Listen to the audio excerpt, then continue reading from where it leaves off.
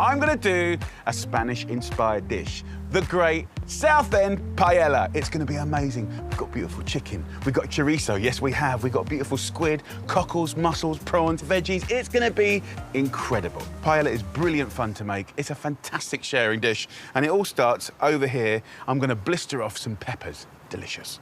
Directly onto the gas or under the grill, and I want you to burn it. Get it smoky, get it blistering, and it's gonna bring out some beautiful flavors. Paella is a world-famous Spanish dish, and of course there's many different variations of it, but the classic comes from Valencia. They're very, very particular about how you do it. So I want to give you my twist on it. We'll take this burnt, beautiful, blistered pepper, and we'll just cover it, let it steam, and then I'll peel those later, and I'll tear it over the finished paella. So on the heat we go, and I'm going to start with some chicken thigh. What I want to do is access and amplify flavor. Cut down to the bone here, and then get the heel of the knife and give it a little tap. And you can access that marrow. That will give the stock and the broth unbelievable flavor. Let that fry. The skin is rendering, and that fat's going to be a brilliant beginning to this story. So fry this chicken off for about 10 minutes and get nice golden color. Right, a quick clean down and then on to the next stage. So a classic flavor of Spain is saffron. So a nice little pinch of that incredible spice. I'm gonna top it up with a glass of water. So that I'll just push away until later. Chorizo is the great Spanish sausage. I'm gonna use 150 grams and then just chunk it up. I've made my fair share of paellas without the chorizo, and I just prefer it with it. So chorizo, hell yeah.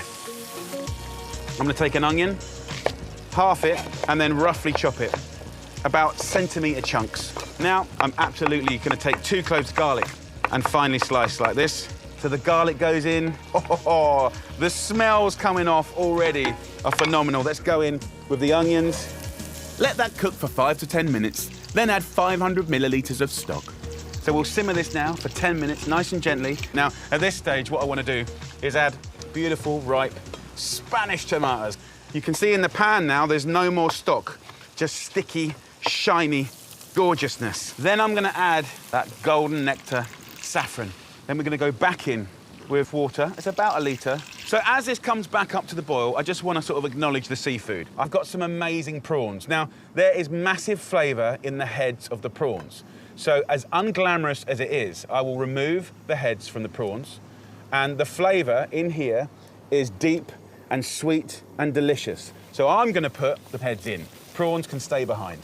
We are now ready to receive our beautiful rice. You want proper Spanish paella rice, 450 grams, and it will suck up all the amazing flavor, everything that's gone into this dish so far. Another little thing to kind of get that big depth of flavor is rosemary.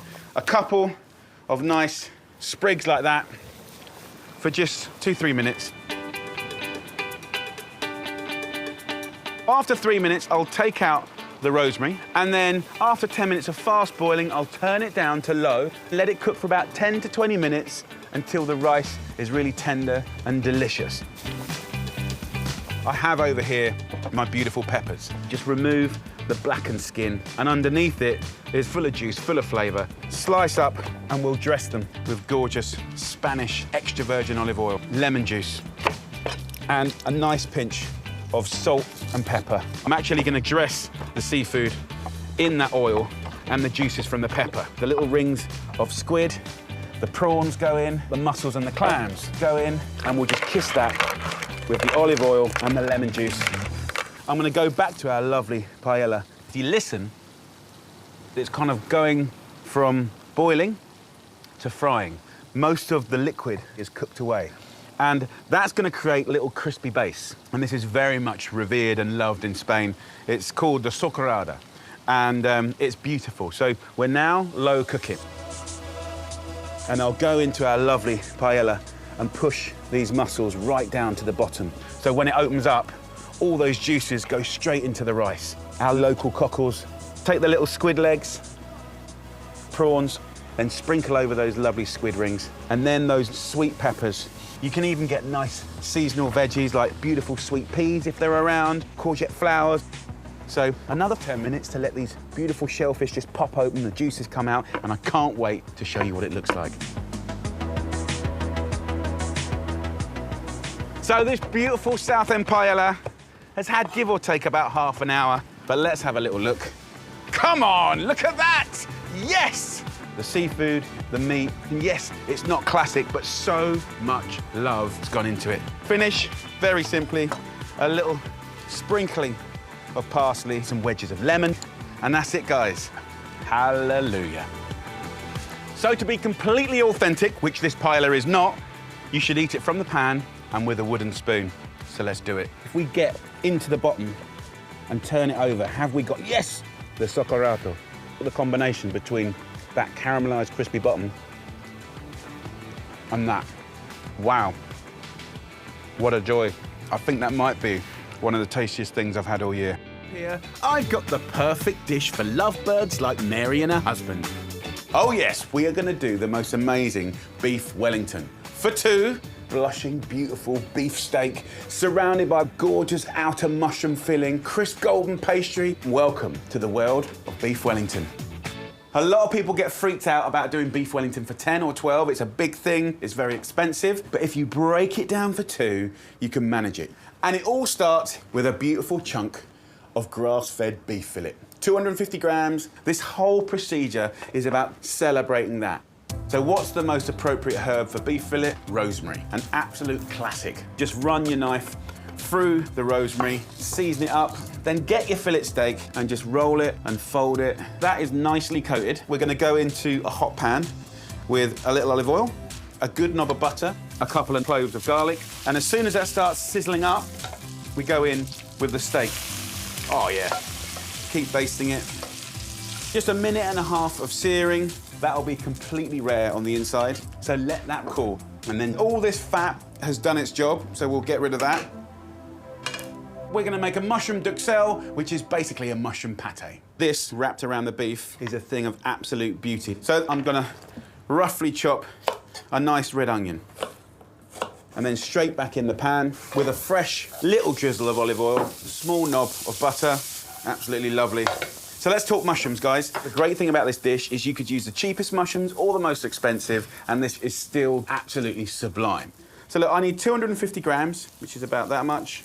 Then with the onions, I'll put the smaller ones in whole. Button mushrooms, I can just crush in my hand. Look at that. Season with salt and pepper.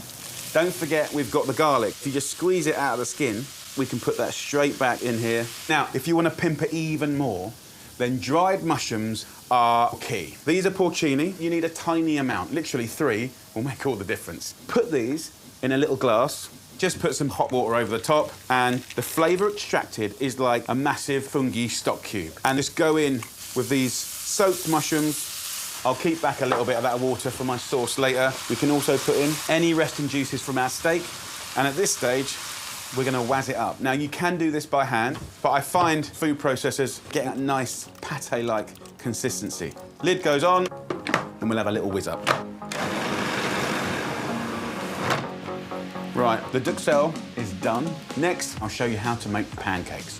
An absolute classic part of this dish to soak up any excess juice out of the beef fillet. So in here, we go with the 1 cup method. So grab yourself any cup. We're gonna do 1 milk, that goes in. We're then gonna go with 1 cup of self-raising flour. Lovely free-range egg goes in, 100 grams of spinach. So I want to add colour and flavour. So lid on top and a nice little wazz. And in no time at all, you get this crazy green pancake batter that is so good. Add a little olive oil to a pan and simply go in with that batter, just enough to coat the bottom of the pan. Once it's dried up on the top, you can simply just turn it over, give it 10 seconds on the other side. So there we have one lovely, vivid green pancake. So let's bring this together now. We've got the beautiful steak, the mushrooms, this amazing pancake. I'm gonna use this lovely little technique, which is gonna help you build this incredible feat of gastronomy. So I'm gonna add my pancake. I want the heat and the aggression of beautiful English mustard. Go in there with like a teaspoon and a half, boom. So you'll get that color and that heat. and then we'll take the mushroom. So we want just under 1 centimetre of this incredible mushroom paste. Just spend a little bit of time evenly moving this around. And then once you've done that, we're gonna grab our lovely steak, place that in there like that, and then we're gonna take one corner and another and bring it up. And then if you just twist it, the action of doing that, squeezing out the air, just gives you this perfect little kind of sphere. And that, my friends, is gonna sit inside your pastry and it's gonna be phenomenal. Right, next we want the pastry. So I'm using lovely all butter puff pastry. So I can take this, place it on here, I can use my knife and sort of just trim it up like that. So we can take that off and then I can place it on the pastry. And then I want some egg wash. Just go around the edge like that. So think of it like edible glue. We're gonna lay this over the top and just rotate it. It's just almost like tucking it into bed, right? What I wanna do is just kind of trim around the edge. So now, egg wash this. That is more than perfect enough to whack in the oven, but oh no, no, no, no. I wanna do this for someone very special. So I'm gonna go the extra mile. Roll out a chunk of pastry. I only need half. I wanna show you a little technique that's kind of fun. So get a little knife and do little inch slices with a little centimetre gap. When it comes to the second line, we're gonna go an inch slice, but we're gonna go within the gap, like that. Now, they call this a lattice. This is an optional extra I absolutely love. Take your pastry and give it a little shake, and something beautiful will happen. I'm just gonna trim off the excess. Use your thumb and forefinger and push down that edge and have a pinch.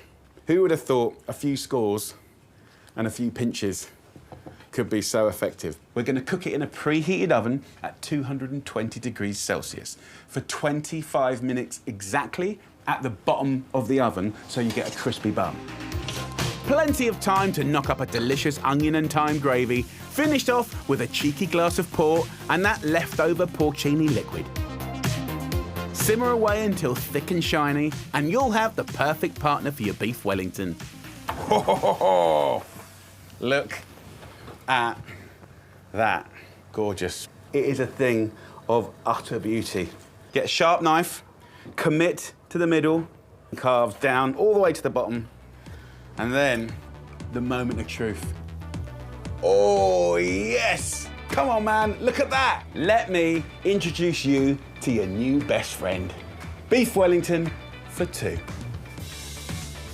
Gorgeous. And just add that sauce so it surrounds that Wellington. Happy days. Right, I'm gonna go straight for the middle. Oh, it's so crispy. Right down to the bottom. Right, let's do it. Oh, wow. The beef fillet is so tender. That incredible mushroom duxelle. The pastry's crisp, it's really special, and every now and again, you deserve something special with someone you love. It's Friday, it's steak night, and I want to show you the best steak ever. This is the ultimate T-bone steak, sirloin, fillet, beautiful beef dripping potatoes, and the best condiment ever, salsa verde. Let's do this. First up, I've used some fantastic red skin potatoes. I've cut them into like inch chunks, skin on, right? And then I've whacked them in water with 2 beautiful bulbs of garlic. Now, by parboiling them for about 5 or 6 minutes, you soften the potatoes, but most importantly, you convert that garlic to being creamy on the inside. And when it goes in the pan with the beautiful beef juices, it's gonna be caramelized and gorgeous. So spuds and garlic are on. Back to the steak. What you want to say to your butcher is, can I have a lovely T-bone steak? I want it at least 2 to 2.5 inches thick, 1 big chunk. You get different cuts. You get the sirloin, you get the fillet. This is going to be an epic thing. Get your steak out of the fridge an hour before you cook it. Very important. Now, we can see there's different thicknesses of fat here. Even it out, slice up this fat, put it in a pan. It's going to give you more flavour, because you're cooking steak in steak fat, but also this is gonna go on your potatoes. So it's like a double whammy. I'm gonna season it generously with black pepper to not just flavour it, but help create a bark, a really dark, gnarly outer skin, leaving you with a juicy, gorgeous, sumptuous inside.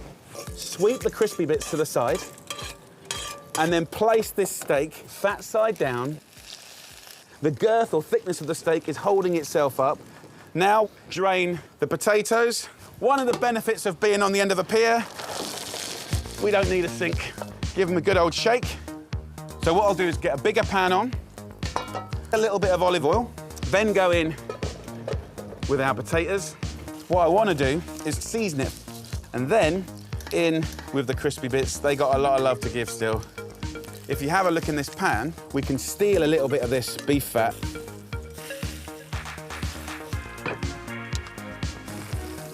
And this is going to make the best crispy potatoes ever. So back on the heat to get golden and crisp all over. That might take 30 minutes, depending on how big your pan is. So look, back to this steak now. Let's have a little look. Sizzling, dancing fat, gorgeous. So now, onto the bone side. You're going to get that heat going through the middle of the fillet and the sirloin. Also, bone marrow will find its way out, and it will end up kind of getting rubbed on the outside of the steaks, and it's going to be delicious. See that fat? We'll put this meat straight into it. We're going to use this rosemary brush, dab it in that fat, and I can smell already the story is changing. Cook this steak 1 minute each side, and you want to keep as much juice inside that steak as possible. So 1 minute, 1 minute, 1 minute, 1 minute, kissing it with rosemary again. This steak now has had about 4 minutes on each side. I'm going to cook it medium to rare. So that will come off the heat now, and we're going to let that rest, okay? Give it one last kiss of oil to protect the meat. It can dry out if you don't give it a little oil. Just look at these amazing potatoes. I want to add some lovely thyme. If you put the thyme in for the last 10 minutes, you get the most delicious flavour. It's so, so good. So we'll put that back on the heat. That's just now on a low heat, just ticking away. So amazing potatoes, amazing steak. The perfect thing to go with it is the classic salsa verde. It's normally with parsley. I love it with mint also. Grab it at the top and just rip it off. So then we want to add some other fragrant bits and pieces. Gherkins, 2 or 3. Then anchovy, the thing that so divides people. You will not taste the anchovy, but it will give an incredible depth of flavour. Garlic, just a little half clove of garlic, a heaped teaspoon of capers. Now what we do is start to slice up. Once finely chopped, add a teaspoon of Dijon mustard, a glug of extra virgin olive oil, and a splash of good vinegar. This is like the Italians' equivalent of horseradish sauce, mint sauce. Beautiful. And now, time to serve. You can see how the juices have rested out. We love all that. So this is when your friends and family are around. You do not want them to miss out on this bit. Use your carving knife to follow the bone and take off the fillet. Then we've got the other side of the bone. And off it comes. Take the fillet and I can just slice it at an angle. You can go a little bit thicker now on the sirloin. Lay it out with pride. Take the juices and I will pour that all over the steaks. The salsa verde. Look at that. Crispy potatoes. Oh my Lord. That's what it's about. Outrageous. Come on, enough talking, let's just do it. Get yourself one of those gorgeous potatoes. A little bit of steak, nick a bit of the garlic. That beef, melt in your mouth. Every mouthful, you've got flavour, flavour, flavour, flavour. And that salsa verde is an absolute game changer. The tang of the vinegar and the cornichon, the capers, the garlic. Wow. There you go, lovely people. I know you love your steak and chips nights, but why not take a little bit of inspiration from our Italian brothers and sisters? Cheers. I am so excited to give you a recipe for an amazing homemade pie. Beautiful, crumbly pastry, chicken, sweet leeks, creamy sauce. This is gonna be amazing. It starts here with a chicken. So a nice free-range chicken. What I wanna do first is cut it in half. Just hold the chicken, get the tip, cut down the back, and then down the breast. So in a pan, we'll have just a tiny bit of oil. So chicken goes into the pan. I'm using the whole chicken. You get maximum flavour from the bones and the bone marrow, but also the joy of white meat, brown meat, and the sweet meat is incredible. So we've got a second pan on a medium heat, and what I want to do is start frying off a beautiful base to give you the best pie filling ever. For that, I'm gonna start with some smoky bacon. Just cut ourselves some little lardons. So into the pan we go, add a little oil, and that is an incredible welcoming party for vegetables and herbs. So we'll start off with thyme, to rip that in, and then base vegetables. 1 heart of celery, 1 onion, 1 carrot, and 1 leek. Roughly sliced into sort of 1.5 centimetre dice. Into the pan. I don't want the veg so small that it's going to disappear. I want to have chunks of veggies. So about 10-15 minutes of gentle frying. So that gives us time to clean down and make the pastry. Add 500 grams of plain flour to a bowl, a pinch of sea salt, and 250 grams of very cold butter. So by grating the butter like that, it just makes it so easy to rub into the flour. Pour in 100 millilitres of cold water and bring it together. And kind of hug it. No kneading, just hugging. That's what we want. And I'm gonna just form it into 2 balls. Divide so it's 1/3 for the lid and 2/3 for the base. Wrap them up and flatten out and leave to chill in the fridge until needed. If you look in here now, we have a nice bit of colour. That means we've got mega flavour already. I want to turn this into a beautiful sauce to stew that chicken, right? To pull out all that flavour. I'm going to use scrumpy, beautiful cloudy cider. Just a nice little swig goes in.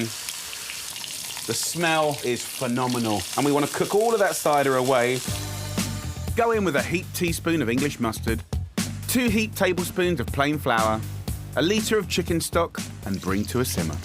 At this point in the story, we've created that stewing environment, and we're taking that lovely, crispy golden chicken, and those bones are straight down into that sauce. So lid on top, and just let it blip away for around about an hour until the thigh meat pulls off the bone, and that will be incredible. This fat in the pan, by the way, I'm going to keep that for a little secret later. So the chicken is done. If I just pull the thigh meat, and it should just fall off the bone. That's what we want. Super tender, super delicious, happy days. Oh. So, meat into here. I have been slicing up 500 grams of button mushrooms. By putting the mushrooms in at this stage, you get really sweet, nutty mushroom flavour.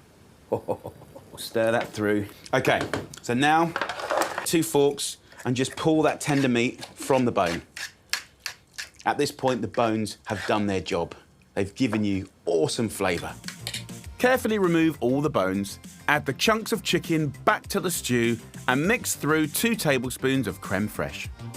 So I want this stew to do 2 things. Give me amazing, perfect filling, and then also an incredible sauce. And we can have both by one easy little trick that I love. Get yourself a pan, get yourself a colander, and sieve that filling. The sauce will go through it, and you can reheat that later to pour on top of your pie.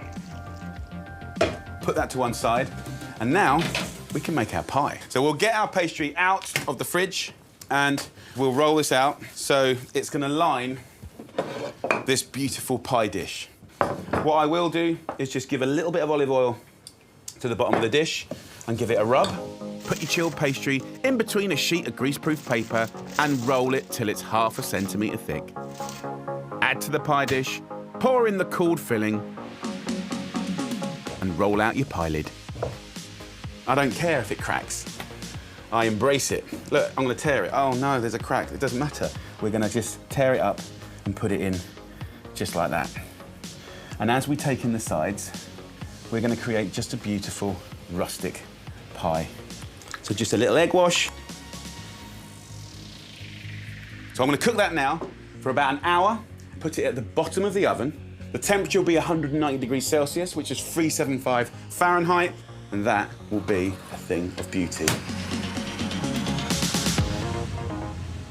So that glorious pie is nearly done. And I've just knocked up a bit of mashed potato. You guys know how to do that, but what you might not know how to do is make cabbage beautiful. We're gonna do something quick and delicious and amazing. Roughly slice up the cabbage and add to the chicken fat you saved earlier. Cook over a high heat until softened and lightly charred. Add a splash of water, a teaspoon of mustard, and a pinch of salt and white pepper. These three things bring out the most wonderful flavour. Just takes your everyday cabbage to another place. So cabbage is done. Our gravy is bubbling away and reheating nicely. And then, yes, that, my friends, is what I wanted. Look at that. Bubbling, blipping, look. Just so good. The hispy cabbage that is soft and succulent, but it's got the char. Good old mashed potato, always a good friend of a pie. Then we'll get a gravy boat. This poured over the top of your pie will be a joyful thing. Oh, look how flaky that pastry is. I'm very excited. Come on. Look at that, we've got the chunks of chicken, the flaky pastry. That is a slice of heaven. Let's have a dunk, mash, some of that amazing cabbage done good, and then gravy. Let's get in there.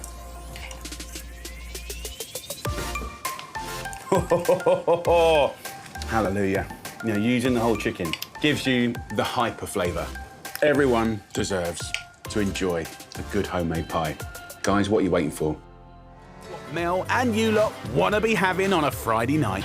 It's time to make homemade kebabs. Woohoo! And this time it's a posh kebab because we're doing a mushroom shawarma, layer upon layer of beautiful mushrooms. We're going to marinate them. We're going to give them gorgeous spices. We're going to get it charred and dark and gnarly, and we'll carve that over beautiful thin flatbreads. You will go mad. So come on, let's do it. Homemade mushroom shawarma. We're pushing the meat aside. We're bigging up this incredible vegetable. So let's start off with the marinades. We'll go into a pestle and mortar with 2 garlic cloves, pinch of salt. Crack this into a paste. It smells fantastic. Then, maybe an unusual ingredient that you've never seen before. These are preserved lemons. The smell and the flavour is almost like a hyper lemon squash. It's extraordinary. So get rid of all the little seeds. Chop these lemons. You'll use the skin and the inside and give that a little pound. For me, this is really, really important to bring out flavour. A heaped teaspoon of smoked paprika. Allspice goes in, cumin goes in. Bash them into the lemon and the garlic. Nick some of the liquor from the lemons. A little bit of olive oil. Look at the colour, guys. So this is the welcoming party for that lot. So, in we go. And you've got incredible flavour. Look at that. Ho, ho, ho.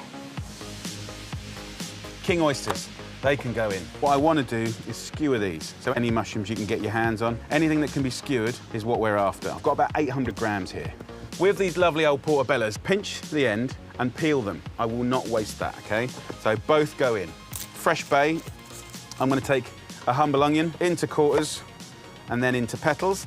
So just give it a nice little toss-up, and that marinade gets in and between the mushrooms. So get yourself a nice old skewer, and I want to rack this kebab up tight and packed. So remember those gnarly little peelings? That's where a lot of the flavour is. One thing flavours another. One thing cooks into another. It's really good fun. So look at that. Dum-da-da-dum-dum-dum-dum-dum, mushroom shawarma. Come on. So that's going to go in a roasting hot oven. There you go. So the kebab's cooking. Let's make homemade flatbreads that's going to wrap up that beautiful thing. We're going to take the 2 cheapest things that you got, which is flour and water. 2 heaped builder's mugs of the strong flour. Just about fill this mug. So it's hot water. Here's the twist. By using the hot water, you're partially cooking the proteins of the bread. Season it with salt, and we'll mix it up. Use a spoon, and then when the dough's not sticky, we can start using our hands. Just move it around like that. So as soon as that dough has cleaned the bowl, we can put that down, give it a little knead, and just work it until it's nice and smooth. So what you can see is we've got a really nice, elastic dough, and that's what you get from the hot water. Roll these into 8 little balls, and then what I want to do is just put a damp cloth over the top like that. While the flatbreads rest, let's check in on those mushrooms. Have a look at this. So that's had about 15 minutes, and it's beautiful. Come on. If you look in the tray, can you see how the juice from the mushroom creates this stock? So we can use this, giving it a really good basting. This goes back in the oven, and we'll give it about another 15 minutes, guys. Let's do the flatbread. Get a couple of bits of grease-proof paper, and I'll want to oil these up with some olive oil. Put the dough on that, just pat it out with our hand, and put that on top. Just bring it out like that. It's so kind of bendy and elastic. Peel this off. Now, this pan is on a medium-low heat, so just let the heat cook the flatbread. That's all I want to do. Cook, no colour. So the nice thing about this is you could do this the day before or an hour before your friends or family get there. It's really, really easy. No kebab is complete without the extras. I'm gonna make a little cheat salsa. So I'll take a regular jar of jalapenos, a little food processor, and then choose a nice green herb. I'm gonna go for mint. Just be brutal. Take the bunch, rip off the stalks, go in with the leaves, pour in the jalapenos and all of the vinegar, and whiz it up. So for me, this little cheat is a great salsa, full of flavour, and that mint brings it to life. So that is the simplest, cheatiest little salsa going. People are gonna love it. Get yourself some tahini, cool yogurt, and pomegranate molasses. This is gonna be an amazing little story. The sweet, the heat, the kind of robust, the refreshing. It continues with a simple quick pickle, half a diced cucumber, 10 sliced radishes, and 100 grams of quartered cherry tomatoes. We want to dress that with salt and pepper, simple olive oil, and vinegar. And I want to be fairly generous. One more thing I want to show you.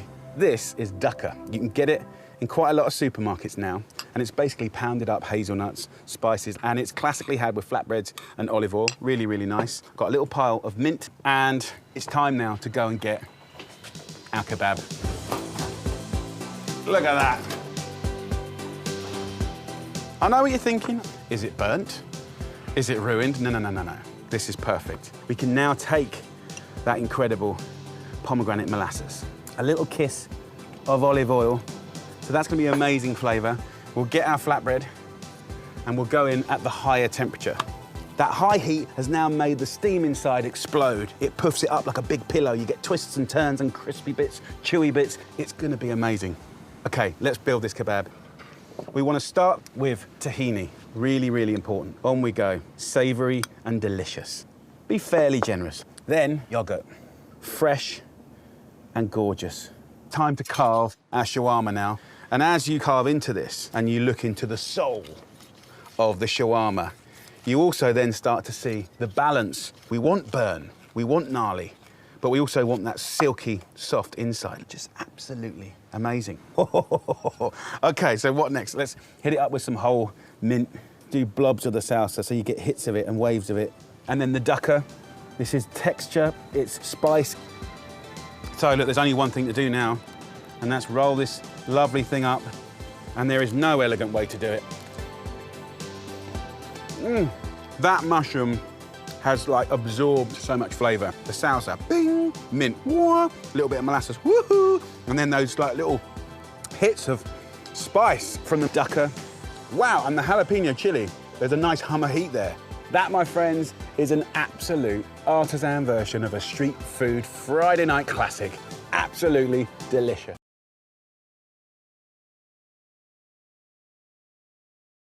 This dish is absolutely inspired by our Scottish brothers and sisters, using the incredible spices of haggis.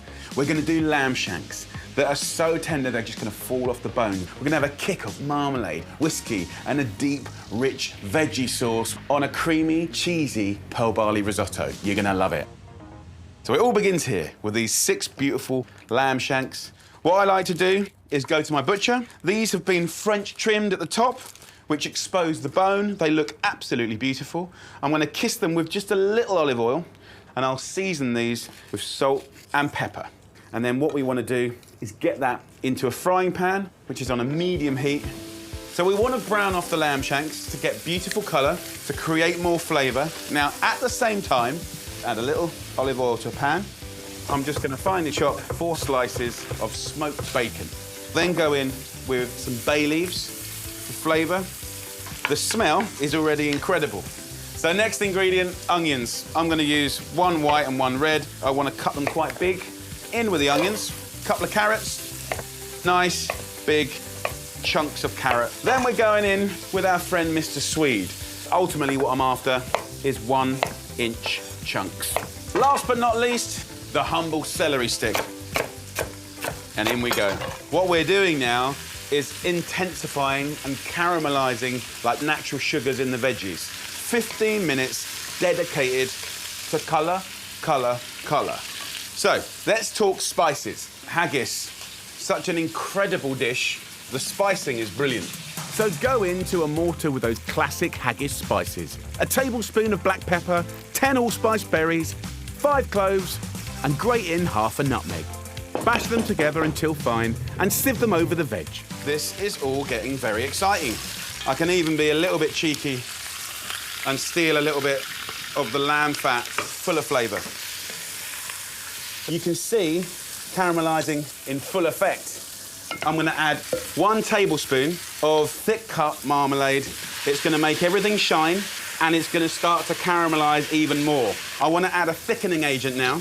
So 1 generous heaped tablespoon of flour, and then one of my favourite ingredients, 4 shots of really nice Scotch whisky. Now, if you want, what you can do is flame it. Of course, when you're flaming, be careful, because you want the alcohol to cook away fully. As soon as that's happened, add this amazing golden lamb shank. Look at that colour. Any sticky bits from the pan can go in. Pour in a litre of beef stock, then scrunch up a sheet of greaseproof paper and cover the pot. So I love to put the greaseproof on instead of a lid, because what happens is it lets it slowly evaporate, concentrate in that lovely gravy, and it's going to be richer and tastier for it. So I'm going to cook that now for 3 hours at 170 degrees Celsius, and the oven's going to do all the hard work and make it so tender you won't believe. Now, I want to show you how to make the most delicious sweet leek pearl barley risotto. With these lovely big leeks, concentrate on the white part. Cut it in half lengthwise, like that, and I just want to finely slice the leeks. Add a knob of butter to a new pan, a couple of sprigs of thyme, then go in with your leeks. Add a splash of water and cook over a medium heat for 15 minutes.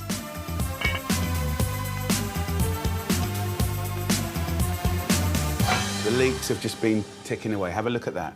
The softness and sweetness that's come out of these leeks is unbelievable. We can add 450 grams of pearl barley. Now look, these are fantastic little grains. And it has this incredible ability, just like risotto grains, to suck up flavour from not only the leeks that are sweet and delicious, but good stock. Go in with 1.5 litres of chicken stock, cover and cook for around 40 minutes until the barley is tender. The pearl barley is smelling delicious, and if we have a little taste, oh, it's delicious. What I want to do is just add about 500 mils of milk to sort of make it pearly white. And there's one last ingredient, cheddar cheese. Not only for flavour, but also for seasoning.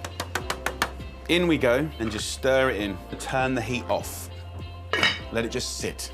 Beautifully, kind of getting even more silky and gorgeous. Let's think about serving up. Have a little look at that. Come on, chunks of veg.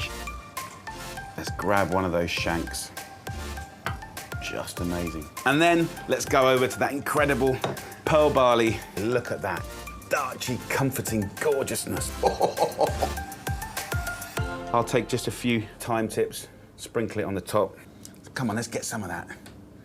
See how silky it is? I'll go in with the veg first. Look at those chunks. And what I love is the way that the dark, thick gravy marbles through that silky barley risotto. Wowzers, let's get amongst it. And we know we've done good work on the lamb when you can just shake, shake, shake the meat off the bone. Come on, look at that, yes! Right, enough yapping. Deep flavour, tender, sweet meat. I've just got a little hit of marmalade, just a little chunk of that orange peel works so well with the swede, the whiskey, the dark gravy. Oh, go out this weekend, get yourself some lamb shanks and have a proper little cook-up. You will love it.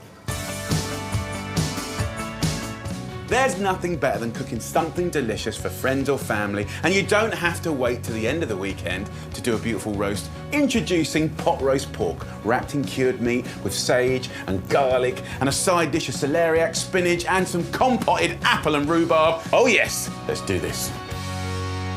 So this is a beautiful piece of pork loin. It's about 1 kilo. We've removed belly and fat to make it convenient. So it's going to cook really evenly, but we have lost flavour. So we've got to add it back in. So we'll do that by creating an amazing marinade and wrapping it in the cured meat. First up, I'm going to use a fantastic herb, sage. The smell is amazing. And then I'm going to add a little bit of salt and pepper. Take your pestle and smash it up. Then go in with 2 cloves of garlic. Once the garlic has been smashed, then finish off the marinade process with 2 tablespoons of oil and about 1 tablespoon or 2 of red wine vinegar. That, my friends, is unbelievable flavour potential. Pour it over the pork and then we can have a nice little rub up. Let's have a look at the cured meat for wrapping. So take a piece of greaseproof paper, we'll rub that with a little olive oil, and then here I'm using a cured meat called Coppa di Parma. But of course you can use Parma ham, use whatever you can get your hands on, and I'm just gonna lay out this incredible cured meat, turn this, take that amazing cut of pork, we're using simply rolling and gravity to wrap that, okay? Now at this stage, we wanna secure it. So I'm going to take some string, do a double knot, and pull it fairly tight, right? We want to secure that to the pork. And there you go. Something truly beautiful and ready for cooking. So pan goes on, just a little bit of olive oil, a little knob of butter, and as it starts to bubble and fry, we'll go in with this incredible piece of pork. Listen to that, come on, that's what it's all about. Now, we will just move this pork around, and we'll achieve a little bit of light golden colour. While the pork browns, slice up a stick of celery, cut the red onion into wedges and add to the pan with a couple of sprigs of rosemary. It's just lovely savoury flavours. This is going to be beautiful. So, you know, as it starts to fry and get golden and crisp, then we add a little Chianti, just a little. We don't want to boil, and that's going to create the most amazing sort of humid, delicious environment where the fat and the Chianti is just kind of creating this shiny cream that just bastes the meat. That's pot roasting. So it's going in the oven for about 40 minutes. Every 10 minutes, I'll turn it and baste it. And this will give you golden, delicious, moist pork. What I'll do now is bang this in an oven at 180 degrees Celsius or 350 Fahrenheit. It's gonna be truly amazing. So as that beautiful pork cooks, what could go with it? I'm thinking celeriac. You can steam it, grill it, you can mash it, you can pretty much treat it like a parsnip or a potato, but also most of the flavour is in the skin. So I've had a proper little scrub up. Generously sort of cut off those lobes of skin. There you go. So all I do here is a little seasoning and a little oil, celeriac cracklings in the bottom of the oven. Into a new pan, add a tablespoon of olive oil, a few sprigs of thyme, and go in with the chopped celeriac. And about half an hour of cooking and that will be beautiful. As that's happening, I want to do a compote. Apples, very, very traditional, quite British, but then I'm kind of rifting off into the wonderful world of rhubarb. Sour. It's got that kind of weird sort of tropical slap. Chunk up the rhubarb and add to the roasting tray. Then peel and chop a red and green apple. Add a pinch of salt and pepper, a tablespoon of brown sugar, a splash of red wine vinegar, and throw in a knob of butter. So give it a nice little mix up. This goes in the oven. Let's have a look at our pork and give it just another drizzle of the Chianti. Look at that. Just move it over and just add that juice and it's going to be amazing. Put the pork back in the oven and let it cook away, remembering to turn and baste it every 10 minutes. Come on! Look at that gorgeous, simple sauce. Now, I'm going to let the meat rest in its juices, right? About 10 minutes. That will give you a tastier, more tender cut of meat. And then here, we have got the celeriac.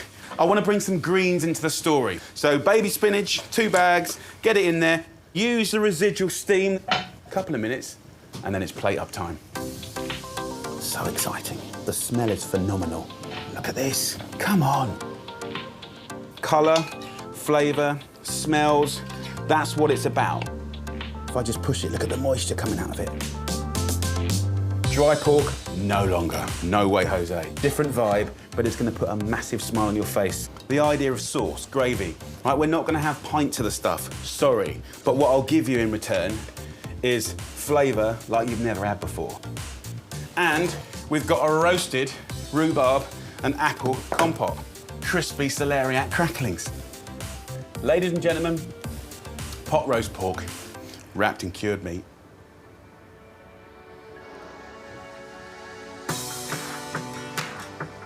Oh, that is so good. Nice bit of the old cured meat, the silky soft pork, and that Chianti juice is so good. Little kiss of sweetness from the compote. That, my friend, is a little fork of heavenly beauty. Oh, what a way to start the weekend. Down at my hut at the other end of the pier, I've got a belter of a dish that even Amir's mum would approve of. Lovely people, I've got the most incredible recipe to share with you. It's Friday night, which means it's fish night. I've got a lovely whole sea bass in the most incredible Malaysian-inspired paste. We're gonna serve that with jasmine rice, a beautiful chopped rainbow salad, and a chili pickle. So tasty, it's gonna slap your taste buds around the face like a wet kipper. What we wanna do is start not with the fish, but actually with the paste. So, lemongrass, give it a good old spanking. It breaks the fibres, which is lovely. Finely slice it. So chili is very, very important. Now, what we want to do is remove the hot part. And I want this to be a beautiful red paste. So I'm using red chilies. We're going to use shallots here, ginger, very sort of hot and fragrant, and then the kaffir lime leaves. We'll just take the little stalk out. You can get them fresh, dried, or even frozen. We're going to use a pestle and mortar, and what I will do for some basic seasoning is some sea salt. So let's get pounding. And it's that bashing, bruising action that's gonna give you the mega flavor. So we're gonna get a bit more pasty now. I'm gonna take some peanuts, just a little handful, so you'll get a creaminess from it. And I'm using fish sauce, and this stuff gives this incredible savory, meaty seasoning. 2 tablespoons of the fish sauce, and then I'm gonna use a little bit of tomato puree, which gives a hit of umami. And we'll have a good old pound up. We're very close now. So we have saltiness, sweetness, and now I'm gonna put sort of like electricity into it, like really waking it all up and bring it to life. And citrus is the one, lime is the one. So give it a roll, and then use a little fine grater to steal some of this green zest. And then I'm gonna add the juice, and it kind of makes the paste go even wetter. So now we go from pounding to just muddling to bring it all together. If I start pounding it now, I'm going to be wearing it all. So look, that is the paste done. Woo! Yeah! That's what it does, oh my Lord. So here is our fish, the beautiful sea bass. Line caught, sustainable, and very prolific in this area around the pier. But any lovely white fish you can get hold of that's sustainable is great for this. So I'm just going to lightly score it, and then I'll go the opposite direction. We have like this checkerboard, open to flavour. Rub that into these cuts. We're gonna go into the cavity. Beautiful. Really use every last bit of it. See, now we could wrap that in greaseproof paper, but what I wanna do is show you another way that I think is so special and exciting. We've got banana leaves. Yeah, you heard it right, banana leaves. You can get it from Asian supermarkets, online, and you can get them frozen or fresh like this. It gives the most incredible fragrance. So if you've got a gas hob at home, just try this, because what's nice about these banana leaves is the natural oils inside. And then if I just lay this over a heat, you're gonna see the natural oils waken up. And that shininess is its flavor, and it also makes it more malleable. We'll take our fish, and then I'm gonna kind of wrap this up, tuck it into bed. So, although not a perfect seal, that is still gonna create an environment where flavor is amplified, steaming happens, baking happens. It's gonna be amazing. So this goes in an oven at 220 degrees Celsius for 25 minutes. From now onwards, there's a beautiful rhythm of getting jobs done to bring a beautiful feast together. Rice. We're using jasmine rice. In a nice little pot, we're gonna get it on a high heat.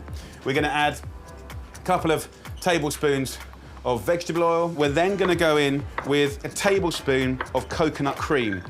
And then I'm gonna go in with the juice and the actual leftovers of a lovely lime. So really fresh and fragrant. So in it goes with a good pinch of salt, and then straight in with the rice and 1 cup of boiling water. And that is the perfect equation for sticky, fluffy rice. So as that comes to the boil, lid goes on top, And that will cook for 15 minutes. Next, I want to make a little chili pickle that's so easy and fast. I happen to have a few different coloured chilies. I'm not going to de-seed it. I'm going to keep it really quick. Finely slice it. Go as fine as you can. You want it to be delicate. I want to make a nice tangy little sort of pickle. Very simple, very quick. So I'll take some white wine vinegar, could be cider vinegar, probably more traditionally it'll be rice wine vinegar. Lightly sweeten it with a little sugar and salt will give you that kind of balance that you want. So mix it up. As soon as that sugar and salt has dissolved, submerge those chilies, mix it all around, and it will start to translate all the flavours. Okay, salad. A little bit of crunch, a little bit of sunshine. If I just take a little bit of cucumber, and I'll stack these all up and just slice them up like this. Then we'll take our little friend Monge 2, a little slab of red cabbage. If you wanted to do this in a food processor, absolutely you can. I'm using Chinese cabbage here. Look at this. Like a little painter's palette of colour and crunch. Then we want to start going into sort of little curveball areas. Mango is going to work so well with that fish. Next, coconut. Hold it in your hand, fingers out of the way, convincingly get it a thwack. And just grate lovely flecks. So look, once you've done that, add some herbs. Mint, of course, is beautiful. Coriander is very nice. What I like to do is just rip it up like that, a nice little handful. We want to finely slice it. I'm just going to dress it with lime juice. So on it goes a little bit of the juice from the chilies, and you've just got a beautiful shred salad, almost like a slaw. Right, the moment of truth. Let's do this. Oh, yes. Look at that beautiful parcel.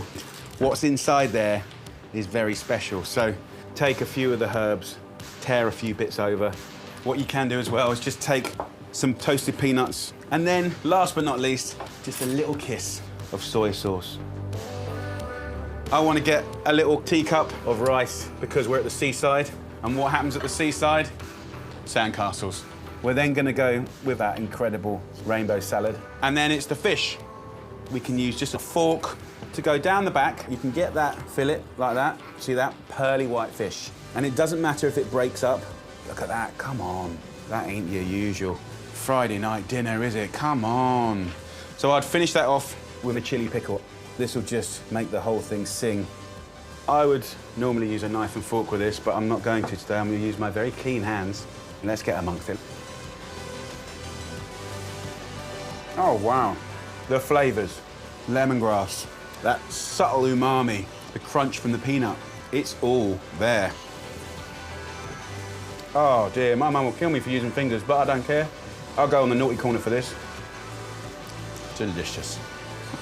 People, I am so excited to give you a go-to Friday night classic in the Oliver household. We're going to make veggie tikka masala. We've got beautiful marinated and grilled veggies with paneer cheese, the lovely sauce, got an amazing grater salad. Then we've got these amazing little pancakes to mop up the sauce. So good, and I bet you can do it quicker than ordering a takeaway. So come on, let's do this.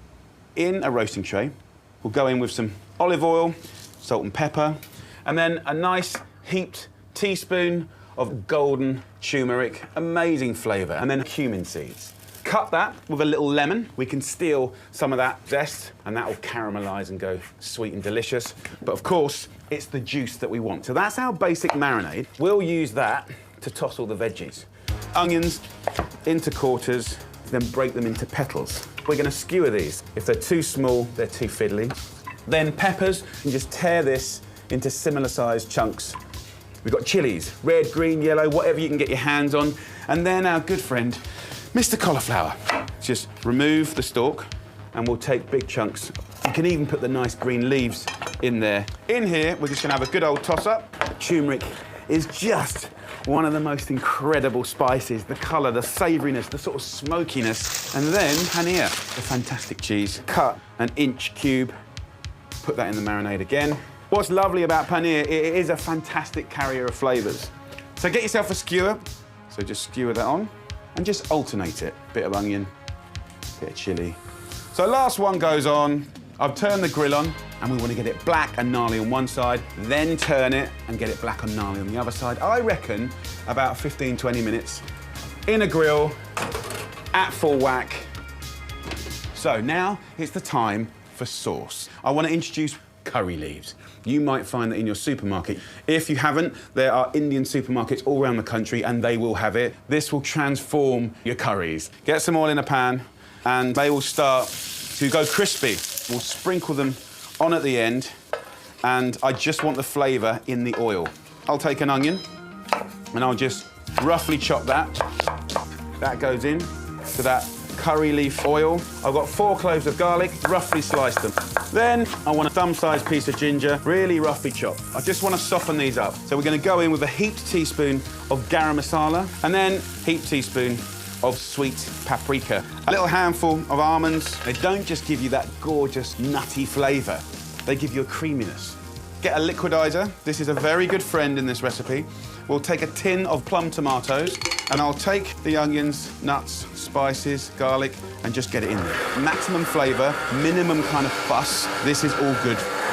So back into the pan. This is the base of your sauce. Nice and smooth. We're then going to go in with chickpeas, really soak up the flavour beautifully. I've got some coconut milk here, so I'm going to put most of the coconut milk in. One last thing, and that's just a nice, generous heaped teaspoon of mango chutney. Give that a stir. That is the welcoming party for our grilled veg. Let's start thinking about how we're going to make this Friday night special.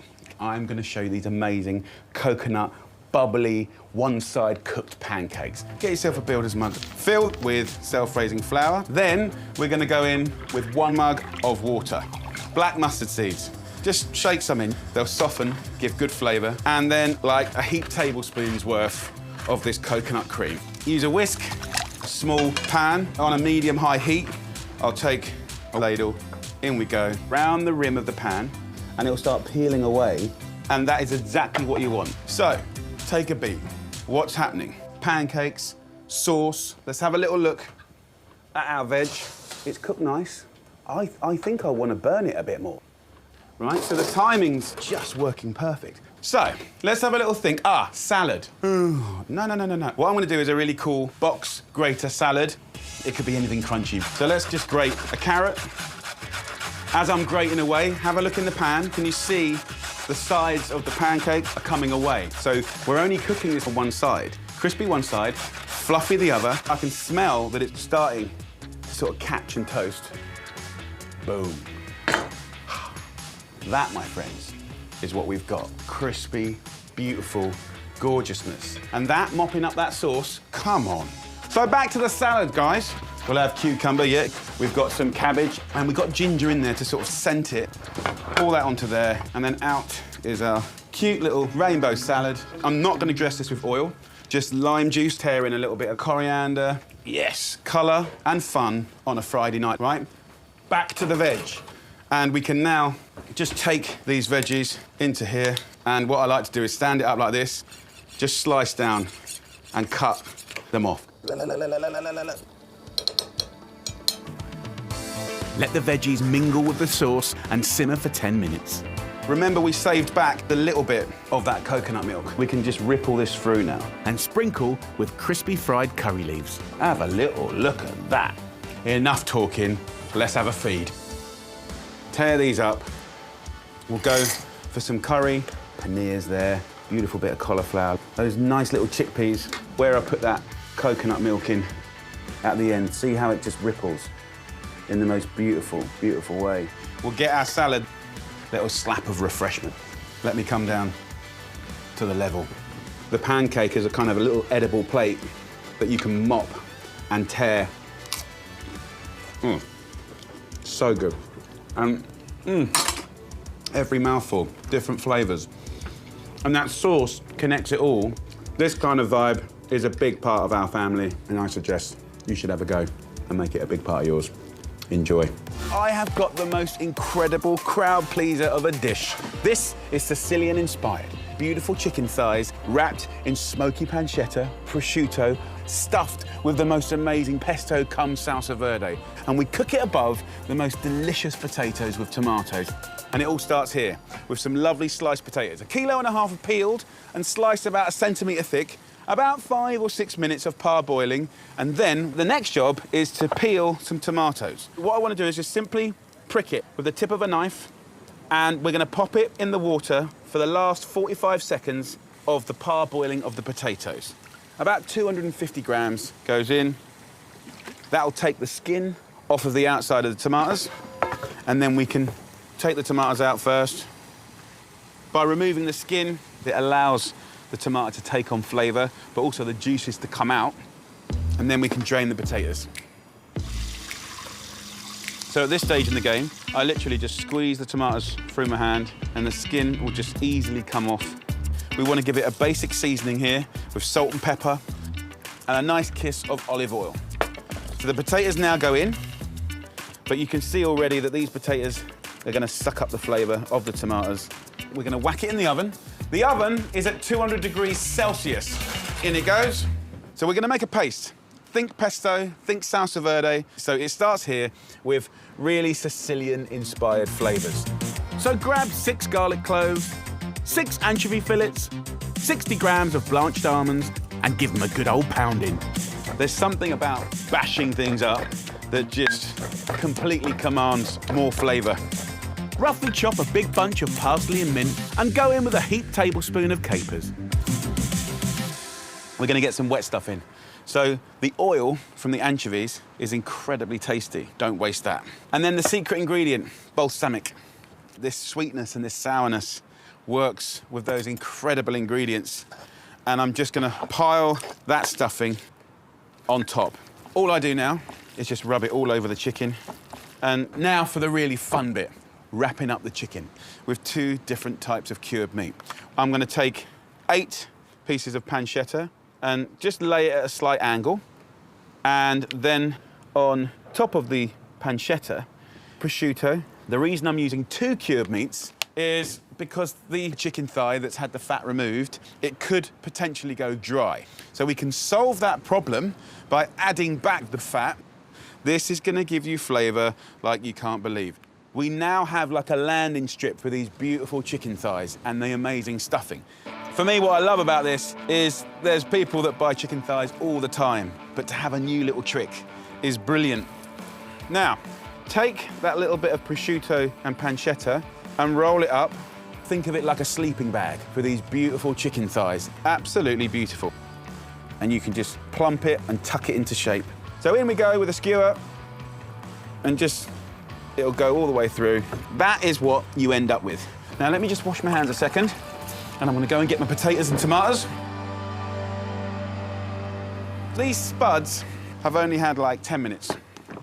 What I want to do, and the reason I like the skewers, is I can place the chicken over. And as those chicken thighs and the pancetta and the prosciutto gets crispy, it's going to rain down on those potatoes to make them the best potatoes you've ever had. So back in the oven now, still at 200. Well, the chicken has had 45 minutes. This little hut smells heavenly. I've even got myself a little drink. So here we go. Come on. Look at that. That is a beautiful chicken dish. Look at the way that the fat and the juices have made you the most incredible potatoes. So guys, get yourself a nice carving knife and just gently rock down the middle of the skewer to reveal this. Come on. Look at the rolls and the folds, the crispy bits and the stuffing.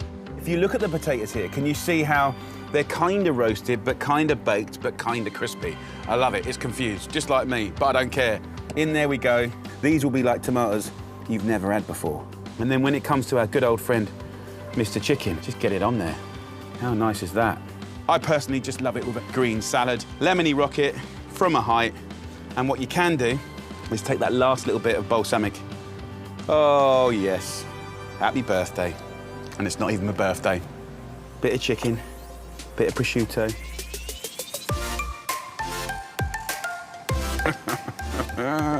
Oh, yeah. You've got the savouriness, the fragrance, the ironiness of the mint and the parsley, the anchovies, the garlic, the capers, nice little glass of white wine. We are in Italy. Sort of. Guys, it's the weekend and it's time to cook some incredible steak. Not like you've ever seen before. This is inspired by Mexico. We're gonna do steak cooked with 2 sauces. Gnarly on the outside, blushing on the inside, tender, juicy, perfectly cooked. And these sauces, they're gonna take your flavor sensations to the next level. Right, it all starts here with the steak. One of the things that we all fall into the trap of is buying the pre-cut steak, which is always too thin. And that means it's almost impossible to get that color on the outside and cook it blushing and juicy on the inside, right? Even for a chef, that's a challenge. So we can fix that straight away by buying 1 steak for 2 people, right? Slicing it, sharing it. A double steak. Oh my Lord, the difference will blow your mind, I promise you. So get to a butcher to evenly remove this fat, then get him to cut you a double steak. And then we've got the fat, and that is incredible flavor. But underneath it is this sinew, okay? It is tough, but the fat itself is amazing. And what we can do, once we've got rid of the sinew, is slice up the fat, and that you can put in a pan. It will render the fat, so we require no other fat at all, and also it will go crispy. As that's happening, I want a little side of some potatoes. I'm using a crinkle cutter for that kind of retro fun take, just because deep down we're all kids. So if you take this potato and put it in and around the fat, it's gonna make a brilliant little potato garnish. It's gonna be delicious. Chuck in 2 large chilies and cook the potatoes till they're golden and crispy. I wanna make a salsa now, so I'm gonna have a little clean down, put this steak to the side. The salsa I'm making is with tomatoes, so we can just squeeze the seeds out, and I'm gonna chop it up. And of course you can do this with standard red tomatoes, but look at the colors that are out there and available. That's what it's all about. That's really fun. Then slice up 4 spring onions and a handful each of fresh mint and coriander. Get yourself 2 or 3 limes, give them a good roll. Get all those little capsules inside, busting and breaking. Lime is so integral to the flavors of Mexico. It's like a little dinner that's taking us on holiday. And then I add a little extra virgin olive oil. We'll hit it up with seasoning of salt and a little chili to get those taste buds going. In with the herbs, onions and tomatoes. So have a little taste. Woo! That's what you want. Really fresh, really crunchy, job done. So look at this, guys. Hot, crispy, and gorgeous. Let's just remove these potatoes now to a little plate. So we haven't even started cooking the steak yet, and I'm really getting excited. So look, in the pan, can you see we've got that fat? That fat is the gold that we're gonna cook this. Season this. Don't take it from the fridge and put it in a hot pan. It's gonna go tense, right? Take it out at least an hour before. So our job as the steak cooks is really to amplify tenderness and retain moisture, juiciness. And we're gonna do that by turning every minute until it's cooked to your liking. So by turning it regularly, the moisture will be kind of trapped in the middle of the steak, and that's what you want to do, fight to keep the moisture. I also like to get the steak and almost clean the pan, all the sticky bits. The last kind of care protocol is resting. And it's almost like when you squeeze a sponge and then you let go and it just kind of lets the moisture go back. A little hint of extra virgin olive oil will keep the steak succulent as it rests for a few minutes. In this pan with meat juices, I want to do the last sauce, and it's so exciting. Again, we said flavors of Mexico. So we're making a beautiful Mexican-style peanut sauce. So toast up 100 grams of unsalted peanuts, 50 grams of sesame seeds, 3 cloves of sliced garlic, and a teaspoon of cumin seeds. So I'm now tearing in some dried chili peppers. You could use a teaspoon of smoked paprika. Essentially what we're after is sweet and smoky. Herb-wise, I'm using some oregano. Little fresh thyme goes in. So fragrant, nutty. This is getting smoky, can you see? I do not want to burn this, but I don't want it to be beige. I want to get smokiness and flavour going. So in with all of those ingredients. Now I'm going to put in a little bit of booze. Tequila. I love tequila. Cover with water, add a couple of fresh chilies, a squeeze of lime, and blend it up.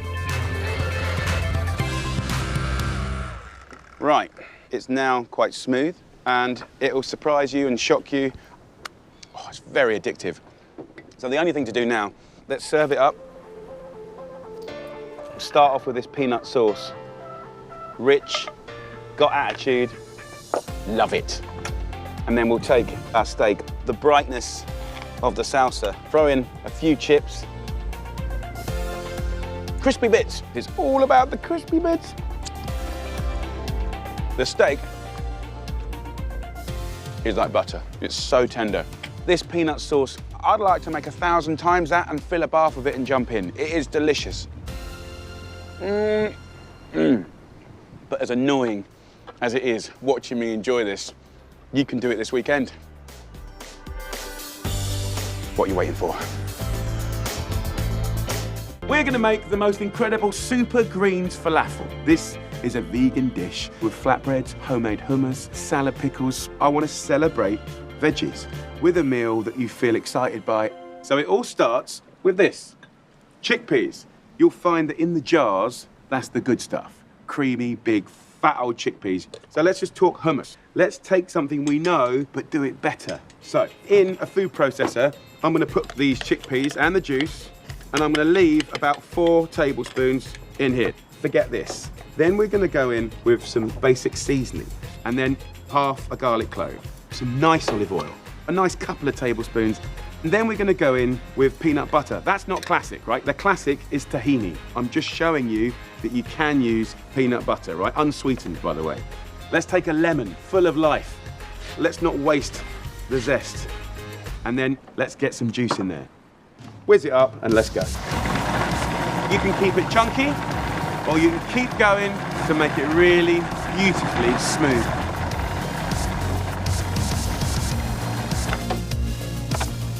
So look at that. Really beautiful, very, very quick to do. So make a little well of good oil in there, which is peppery and grassy. And then you can take, a few bits of parsley and sort of embellish it. So first bit done. Second bit, I'm going to take 2 tablespoons of the chickpeas and put them into a pan. You can inflict flavor on this in any way you wish to. You can get smoked sweet paprika, delicious. This is dukkha, right, which is a blend of nuts and spices and herbs. So look at this.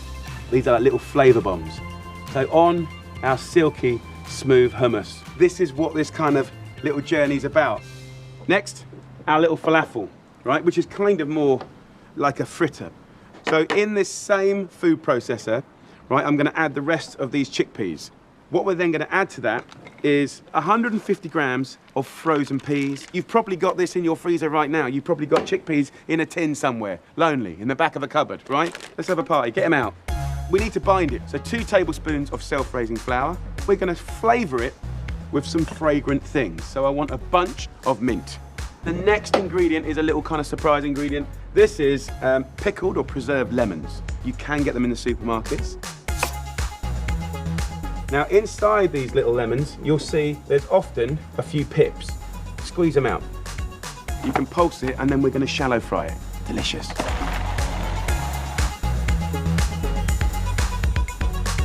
Look at this. I mean, it is the most incredible green color. So we're going to leave this over here. Now I want to show you how to make salad pickles. Right, I'm going to take half of that pomegranate and I'm going to squeeze it onto our plate here. Then we're going to hit it up with an acid, so about equal quantities of vinegar. We want it to be pickly. And of course, if you wanted to put a little bit of nice olive oil in there, beautiful. I'm using a red onion. From a height, just sprinkle. We can take a chili. Right, we're talking about colour and flavour. Guys, look, let's have you in the party. Hello, welcome to the party. Let's take a cucumber, right? So you can slice this up any way you want. It's about texture, look, feel, fun.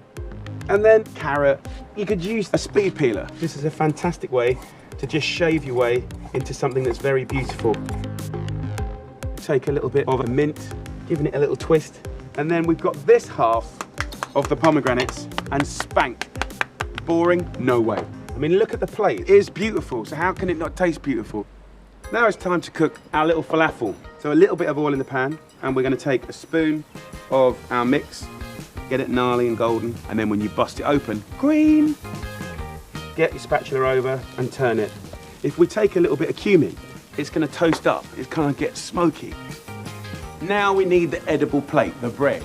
This is from a Turkish restaurant, just absolutely beautiful. And you can just warm these up, and they're fantastic. You can tear them up. What a joy. Bash up some pistachios for extra protein and texture. Look at that, I mean, look at the colour. Add a few dashes of chili sauce to a bowl of soya yogurt for ooziness and a kick of spice. Enough talking, let's plate this up. We're gonna take our base, our foundation, hummus. We're gonna get some of these beautiful pickles and just let that rain down. And then we're gonna take some of these falafel.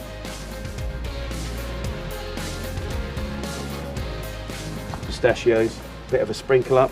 Get some of our chili. It's gonna just give it a nice moisture. And if you wanna finish with a few herbs.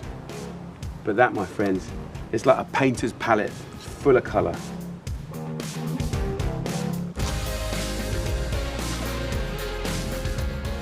Hallelujah. There's so many flavours going on there. It's creamy, it's hot, it's tangy, it's crunchy. It's got that comforting fritter, but it's so full of flavour. Delicious. Ladies and gentlemen, we are going to do potentially one of the most amazing roast pork dishes ever. A little cheeky twist from America, right? From memories of Louisiana and Georgia. So I've got homemade bay salt in there, a double crackling. I've got the most amazing sauce to go with it, bourbon, peaches, a dirty gravy. Oh my Lord, the flavours are big. I think that you're going to love it. And it all starts here with the pork. This is a Gloucester Old Spot, a brilliant, beautiful pig. You can see there's an inch of fat here. I have asked my butcher to evenly remove the skin, so we're going to achieve double crackling. And I'm going to make a flavoured salt to kiss this with gorgeousness. So first up, let's take the pork. So a little bit like a checkerboard, I'm going to lightly score the fat in a crisscross fashion. We don't want to cut into the meat, right? But we do want to score this. It's going to aid the speed of rendering of the fat. Brilliant. But also, surface area will give you crispy bits. And we want this fat to almost become like a second crackling. So we've scored this, ready for flavouring. So in a pestle and mortar, I'm gonna add some fennel seeds, then black peppercorns, then bay leaves. Bay is such an incredible herb, way underrated. So give it a good smash. So we're busting these spices, we're reawakening and opening up the natural oils. We can then use a little speed peeler and do lemon zest. It works so well in salt. Right, we can take thyme, which I love, thyme and pork, incredible friends. I've got some rosemary, so get the wet stuff in there and we'll have another bash. The smell is phenomenal. You can see now the texture has changed. So into this, 250 grams of salt. Yes, it's a lot of salt. No, I'm not using all of this in this recipe. This salt I'll be using for the next 8 months. So give it a bash, give it a muddle, and I'm gonna sprinkle it from a height, get it into all the little cracks and crannies. Pork seasoned, next up, veg. So parboil some peeled Maris Pipers, drain, and chuck in a tray with some parsnips. Just take the tops off. This skin is the chewy, sweet, delicious part, right? And you might notice that I haven't put any oil or butter on them, and that is correct, because this is what we're gonna do. My oven is on full whack. It's screaming hot. I'm gonna put these dry in the bottom. Then I'm gonna take the pork and I'm gonna place it onto the bars. I turn the oven down to 200 degrees Celsius, 400 Fahrenheit. So as that cooks, it's gonna start raining delicious flavored fat, and it's gonna be amazing. Now, crackling. A clean, new Stanley knife is brilliant.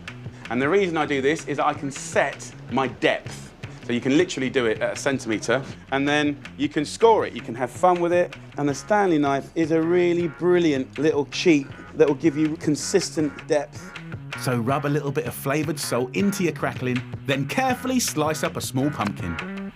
Look at those colours. Now, I'm just going to put the crackling back on top. I'm not cooking this until I take the pork out of the oven to rest. So now, sauce. One of the first times I ate grilled and roasted pork with peaches was in America. And then, of course, we have our little friend, bourbon. So let me show you a little technique. It's very, very easy. Put your greaseproof paper on here. I'm going to put my pear, apple. I'm not going to prep it, peel it, or core it. Onions, you can leave the skin on. Got the whole peach in there. Beautiful. I definitely do want to have a swig of bourbon. This is a 30-second recipe that is going to make your roast dinner so beautiful. Bring up the sides and then bring in the tin foil, and that, my friend, is going to cook at the side of the oven. Happy days. So let your oven do all the hard work, and after an hour and 20 minutes... Come on! Look at this thing of beauty. And you can see like how crispy this is. Double crackling! Woo! Also what we have is our little package of goodness, smelling amazing, by the way, and the most incredible roast potatoes. Look at that. While the pork rests, get that second bit of crackling directly onto the oven bars and cook for 30 minutes with the pumpkin below. Let's just have a look at our little lazy pork sauce. Oh, the smell's phenomenal. And if I just sort of stab, look at that. That is peach and bourbon juice, just giving you a little bit of love. Chop up all that amazing fruit and veg, and we can get our gravy on the go. I am making what the Americans would call a kind of dirty style gravy, made with mincemeat. It's delicious. So into the pan with a tablespoon of fat from the roasties. 200 grams of pork shoulder. And let's get some colour on there. Then finely chop a red onion and throw in a heaped teaspoon of mustard and 2 tablespoons of flour.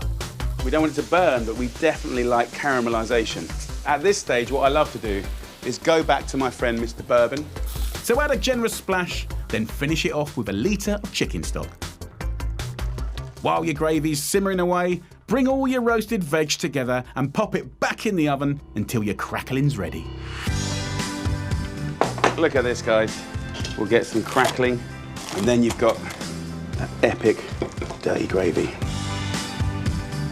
The skin is so crispy. So come on then, let's plate up. Look at that, so juicy. And then that fantastic peach and bourbon sauce. Happy days. That, my friends, is a little plate of gorgeousness. Let's have a little try.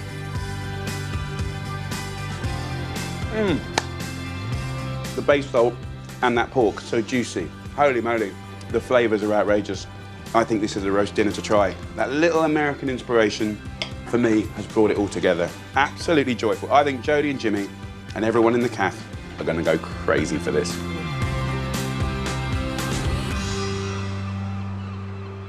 Down at the other end of Southend Pier, I'm taking a seaside classic and giving it a tasty twist. Guys, we're going to do an easy version of fish and chips, right? We love fish and chips, but the batter, the deep frying, it's a nightmare at home. But a mixed fish grill with beautiful flavoured butters, roasted chips, this is a meal to savour and feast on. Delicious. This is what I've got today. We've got squid here, which people go nuts for. Royal bream, filleted off the bone. Gorgeous. All of this is sustainable. Clams. And we got mussels, beautiful. We've got sardines, always fantastic value. And then if you want to spend up a little bit, you've got exciting things like the scallops, red mullet. But the key to a mixed fish grill is cutting and prepping all of the fish so it all cooks at the same time. So there's a couple of things time-wise that we can't shift. That's the whole sardine, because it's whole, so about 5 minutes in a hot oven. And then a clam or a mussel, about 4 or 5 minutes, okay? So these are our kind of gauge here. Then we need to kind of prep everything so it's going to cook at the same time. We've got our red mullet fillet here. Get a sharp knife and we can just gently score each part of the fish. So we're controlling the cooking time by scoring it. It's going to cook quicker. And also we can get seasoning in here. Then we can take our lovely royal bream. This fish is a little bit fatter than the red mullet. We can just score it a little bit deeper. And because this is quite a big bit of fish, we can actually cut it in half. 2 lovely chunks. Then I'll take these beautiful scallops, just score it just on one side. That'll help the heat penetrate. Next up, we're gonna work on the squid. I wanna show you a really fun preparation. Just put your knife through it like that. Open it out like a book. Get yourself just a regular eating knife, and I want you to just score the inside of the squid, and what you're doing is creating a texture, like a checkerboard. And then when that squid cooks, it's gonna curl up and become this thing that just wants to grab onto flavour. So last but not least, we've got the prawns. So peel off the shell and carefully run a knife down the back to remove the vein. Here, I've got some beautiful tomatoes. And as they're cooking, it's mixing with the fish and shellfish juices. It's gonna be amazing. Now time to get the chips going. We've got some Maris Piper potatoes, and I leave the skins on because it's less work and more nutritious. Parboil the potatoes for 5 minutes, drain and pop them in a roasting tray with a glug of olive oil and a few sprigs of rosemary, and gently toss together. And I'm gonna pop these in the oven for about 40 minutes until golden and crisp at 200 degrees Celsius, which is 450 Fahrenheit, and they're just gonna be beautiful. So look, the fish is now just waiting to be cooked, and we need to grace it with a beautiful flavoured butter. And the way I think about flavoured butters is there's a whole world of flavours you can have. And more so than that, we'll whack it in the freezer for a rainy day. So let's talk about combos, and let's talk about how to do it. So here, I have some butter. It's got to room temperature. That means that if I put pressure on it, it's malleable. We can kind of infiltrate this beautifulness with flavour. I'm gonna do the classic first. We're gonna start off with garlic, chives, parsley. We can get a lemon, and we can get that lovely fresh zest. Do you know what? I'm gonna go a bit of chilli. So once you've got it to a texture that you like, you just sprinkle it over your butter. Just mush it up. Use your hands, right? We're left with this. And very simply just kind of wind it up like a sausage. I'm gonna take one end and one end like that. I'm gonna squeeze it so it just fattens out, and then I'm gonna twist it opposites. And there you have your flavoured butter. And the combinations are endless. And as it's the weekend, I'm rustling up another with curry powder, fennel seeds, chopped onion, mint and chilli. It's fun, it's easy to do. So come on, let's choose one. Let's take a nice little wodge of our parsley one. I'll put this on the bream and the red mullet. So I might go for that lovely curried one and just pop that in like this. Absolutely beautiful. Turn the oven onto hardcore grill. The chips will stay crispy. And after about 5 minutes, when everything's looking beautiful and the mussels and the clams have opened up, that's when you know it's cooked and gorgeous, and then we'll serve up.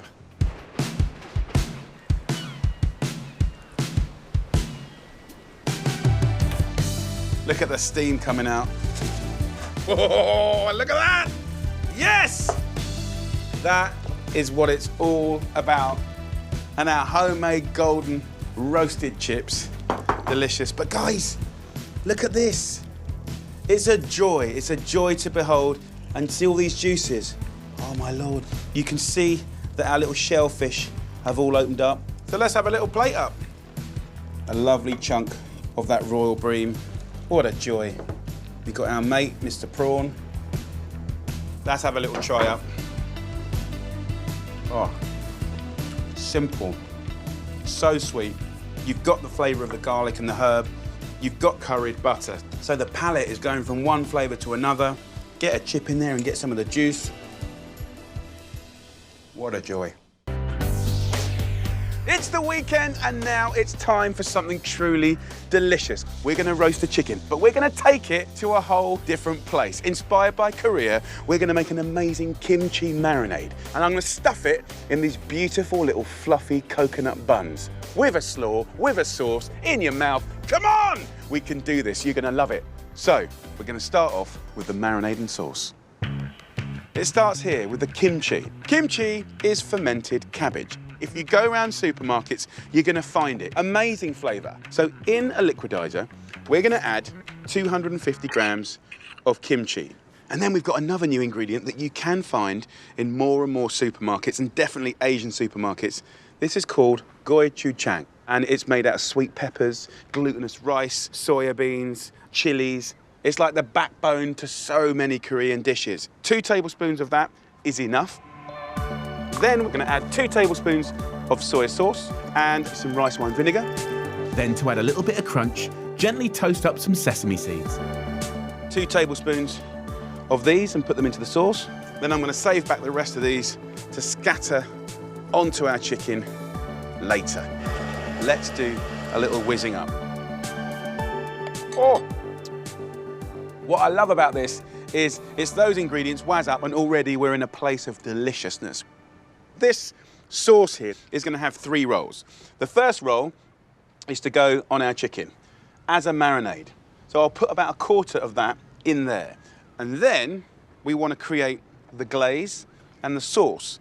And to kind of make that transition, I'm just going to add, 2 or 3 tablespoons of honey.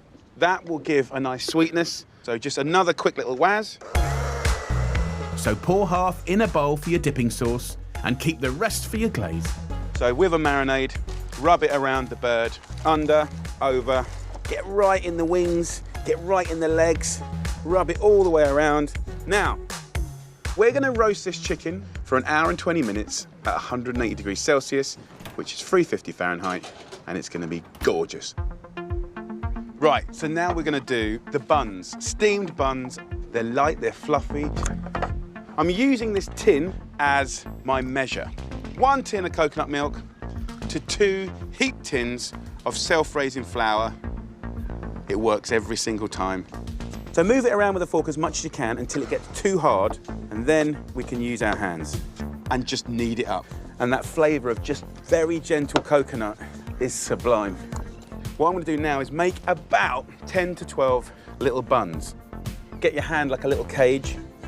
Put the palm of your hand down quite hard, and then as you pull your hand up, you make a little tight ball like that.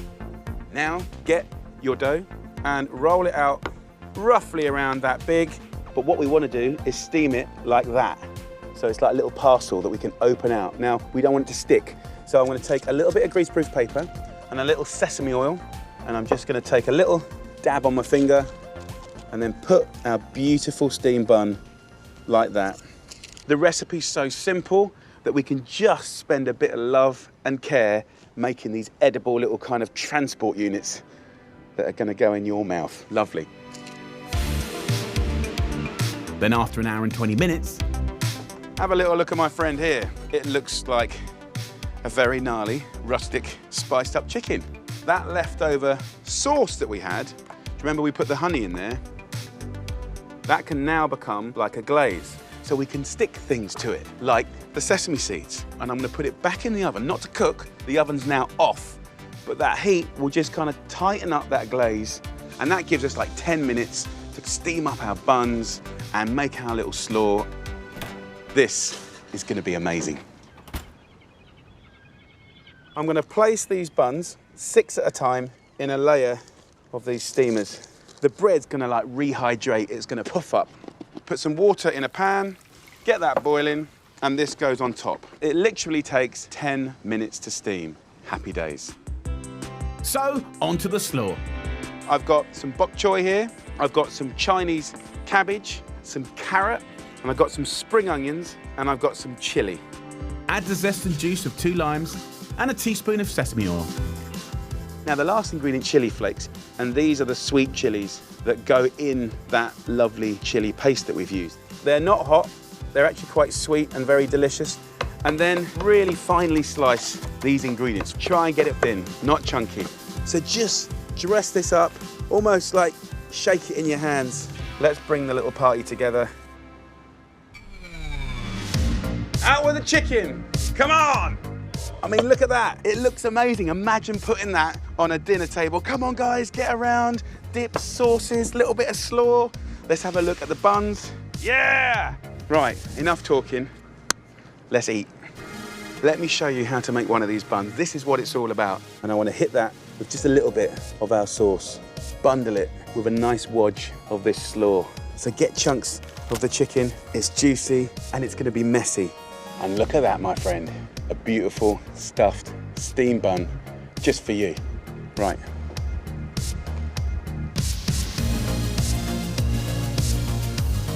soft, it's steamy. The chicken's amazing, the flavour, the tang, the spice, the long flavours. I'm tasting many, many things here. And I think everyone in the cafe is really going to get stuck in. I want to show you my expression of an Indian dosa. A light, crisp pancake batter filled with amazing vegetables, spices, with an array of sauces and pickles. It's so comforting, so delicious. So for this amazing dosa, you need an amazing fermented batter.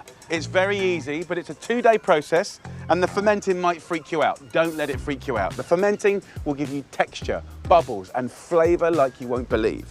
There's 3 ingredients that we're using here. You can get them in all the supermarkets. White rice, we've got the white split peas, otherwise known as urid dal, and then fenugreek, one of my favourite spices, very savoury and really fragrant. Cover with water and leave to soak for 6 to 12 hours until the grains have plumped up and softened. Then blitz it all together until smooth. So that's the batter made, and now we let the natural bit happen, the magic bit, the fermenting. You'll see, because you'll see bubbles, right? That will be flavour. As it's the weekend, we've got time to leave the batter to ferment overnight at room temperature so we can get on with the fun stuff. Now it's all about the filling, and I'm going to do one with potatoes, plantain and squash with amazing Indian flavours. We're going to begin the story with 1 tablespoon of coconut oil, a heaped teaspoon of mustard seeds, a teaspoon of fenugreek seeds, turmeric in the corner. I don't really want to over toast that. Then we're going to add these incredible curry leaves.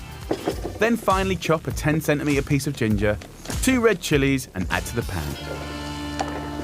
Look at those colours, oh my lord. And then we'll go in with 3 small red onions. The potatoes, it just kind of gives it that starchy stodge that I like.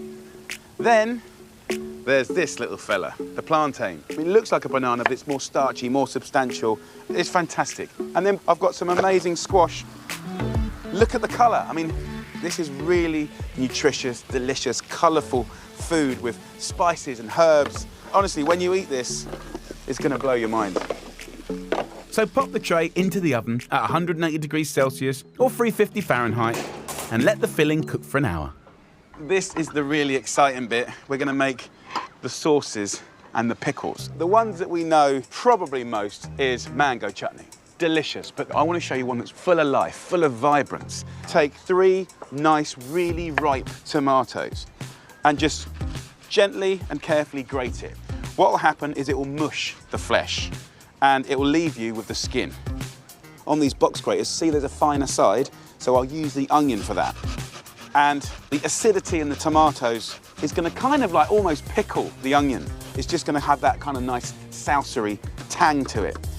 Grate in a small piece of ginger, season with salt and add the zest and juice of a lime. And the lime juice will be like a ray of sunshine. So simple, so quick. Very delicious. So the next chutney I'm going to do is coconut chutney. Buy yourself a fresh coconut, get yourself something heavy and give it a nice little whack. And then get a fork, and it's a bit laborious, but you just scratch it in a crisscross fashion and you get this really nice kind of grated texture that I love. It's so tropical. So that goes into a pestle and mortar, and then I'm going to use another little piece of white onion and another little piece of ginger. Then pound it up to a mush. Lime juice, again, for that real freshness. Have a little taste. Wow. The next and last one I'm going to do is a lemon pickle. It's so good. And we're going to eat and use the flesh and the skin. And I make this a lot. A little oil in the corner of a pan. I'll then go in with a pinch of cumin, a teaspoon of black mustard seeds. I'll add the curry leaves here. We can spice it up with red or green chilies. As those curry leaves become beautifully crisp, then we simply go in with our lemons. So 30 seconds in a pan is all you need. But what's really mad is something very magical happens as this now cools down. The natural pectin in the lemon starts to create a kind of, almost a coating. It becomes a bit pickly. Who wouldn't want to dip something in that? Oh. Right, have a look at this, guys. I mean, that, my friends, is an amazing vegetable dish in its own right. But today, that's going to be smushed up a little bit and put in this incredible dosa. So let's get back to the batter. So in the sort of 15 hours that this has been fermenting, there's been an absolute party going on here, and that's what's going to give it that lightness and that flavour. Season the batter with salt and pour a ladle into a lightly oiled non-stick pan. Try and get this dosa as thin as you can. That fermenting, I can smell it now, it's that kind of beeriness. And as that cooks, it will get crisp and thin. Now what we're going to do is we're going to load it.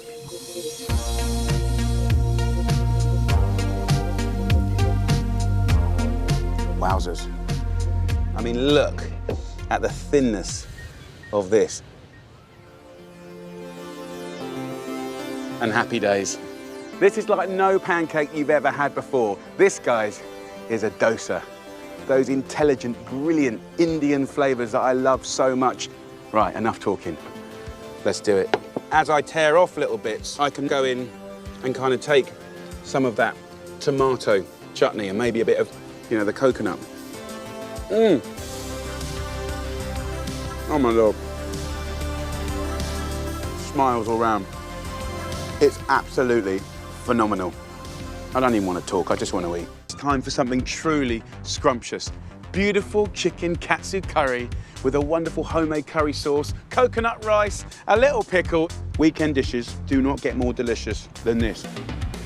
So it all starts here with the chicken breasts. Now, a chicken breast is fat on one side and skinny on the other. Now, we can fix that by putting some greaseproof paper on top, and by using your hand, we can smash the fat end. It will tenderize it, it will flatten it out and make it cook more evenly. Once you've done that, we're going to make the most delicious marinade. Very simple. Now, I'm using buttermilk. 250 mils goes in. It's going to give you a beautiful creaminess, acidity. To this, I'm going to add 2 cloves of garlic, and I want to crush it straight in. We're going to add curry powder, 2 teaspoons. So mix this up. So the breasts are now going to go straight into that bowl, and we'll just give it a little mix around. If you leave that for about 2 hours, amazing. If you leave it overnight, oh my Lord, different level. Now, time for the curry sauce. It's full of flavour. It's going to taste a million miles better than anything you've got from a takeaway. So look, in a pan, we'll go in with some oil. We're going to add some onion, a carrot, a nice thumb-sized piece of ginger, 2 cloves of garlic. So get the onion chopped up as fine as you can. Finely slice the garlic, so nice fragrant beginnings, and then the ginger. Fresh ginger is really going to lift this dish. Then roughly dice the carrot and finely chop a bunch of fresh coriander stalks, keeping the leaves for later. Look at those colours. And to this right now, I'm going to add spice. So first up, curry powder, 1 teaspoon. Then garam masala, 1. And then the amazing turmeric goes in. Fry over a medium-low heat for about 15 minutes until the veg starts to caramelise. So look, guys, we've got colour happening here, and it's that commitment to the colour that's going to give you flavour. So a couple of dessert spoons of plain flour goes in. So the flour acts as a thickening agent, and a nice big heaped teaspoon of mango chutney to get that balance of spice and sweetness. And now we're going to add some water. So just simply boil and simmer this to the consistency that you like. If, however, you wanted to pimp it up with a little bit more spice, you can absolutely take some fresh chili and just finely slice a little bit. And that, my friends, is your next go-to easy curry sauce. Absolutely delicious. Oh, right. This comes off the heat. The next bit is perfect, fluffy coconut rice. So into the pan with a mug of basmati rice and 2 mugs of boiling water. And then add 2 tablespoons of coconut cream. This is going to give you incredible flavour. And then all I want to do is season that with a good pinch of salt, and you can add just a half a lemon in the top. Leave the rice to simmer away for 10 minutes or until the water has evaporated. And it's time to make a quick pickle. So finely slice a red onion, carrot and some chilies, then squeeze the juice of a lemon, season and mix together. Because there's a lot of lemon juice in there, it will start to pickle the onions, the carrot and the chili. And then what I do is just grab the coriander leaves and just tear it on top. Pickle done, and we can get on with preparing the chicken. Let me show you how easy it is to breadcrumb. Just take your chicken like this and place it in panko breadcrumbs and then apply some weight. The buttermilk will act like glue and we'll get an amazing coating. You want to add about ½ centimetre of oil. Get that nice and hot. When it starts to shimmer, we're going to go in with the chicken. You want it on a kind of medium-high temperature, about 4 minutes on each side until golden and crisp. Now, let's turn it. Look at that, proper crispy. Oh, yes. We're good to go. Put the rice on the plate. I'm gonna get my chicken and just slice it up. But you've got that lovely, crispy chicken. Pearly white, crispy outside, but still juicy. Happy days. Look at that. I like to get a bit of that curry sauce and put it over the rice and the chicken, and then get that amazing pickle. That is a little thing of joy. Only thing left to do, eat it.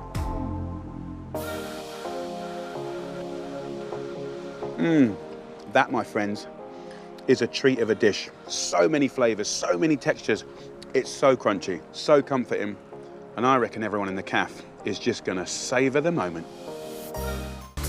Down at the other end of the pier, I'm cooking up a feast that's perfect for the weekend. It's time for something truly delicious for you to share with the people that you love. We're gonna make amazing seafood risotto. I've got langoustines, mussels, clams, beautiful squid, lovely picked crab with incredible slow roasted sweet tomatoes that are gonna explode in your mouth. So tasty and so beautiful. But I'm gonna start with the tomatoes because I wanna roast those for about an hour. And I just gotta take them off the vine and just prick. This allows the skin to come off. And I'm gonna put them in boiling water for about 30 seconds. So once you've done that, just get the skin and just take it off. By removing the skin, we're opening up the tomato to flavor. And by slow roasting them, we're gonna make them like little explosive, sweet, tomatoey bombs of goodness. Take the skins and actually put them to the side. I wanna add a few fragrant things. Let's take a couple of cloves of garlic and just finely slice it. Give it a nice season with some sea salt, some lovely olive oil, and I'm gonna take some rosemary and just toss it up like that. It already smells amazing. And I'll cook those for about 45 minutes to an hour at about 170 degrees Celsius until they're gorgeous and sweet. So next, I'm gonna start the risotto, and the base is called a sofrito, which traditionally is onion and celery. But in this story, I'm adding a little friend, fennel. It's so good with seafood. Finely chop the onion, then celery. I've clicked back these outer stalks. We can use that in our stock, but the base, that's the heavenly part. It's dense and delicious. But then these yellow leaves, we'll click these off, sprinkled at the end. This is gonna be amazing. Look at that, beautiful. So I'm gonna take about half of this fennel. It's one of my favorite vegetables. So look guys, that's the beginning of the story. That's the sofrito. And we're just gonna slowly fry this off, and we'll let that sweat for about 10-15 minutes until it's sweet and intense and delicious. So next up, the very special spice, saffron.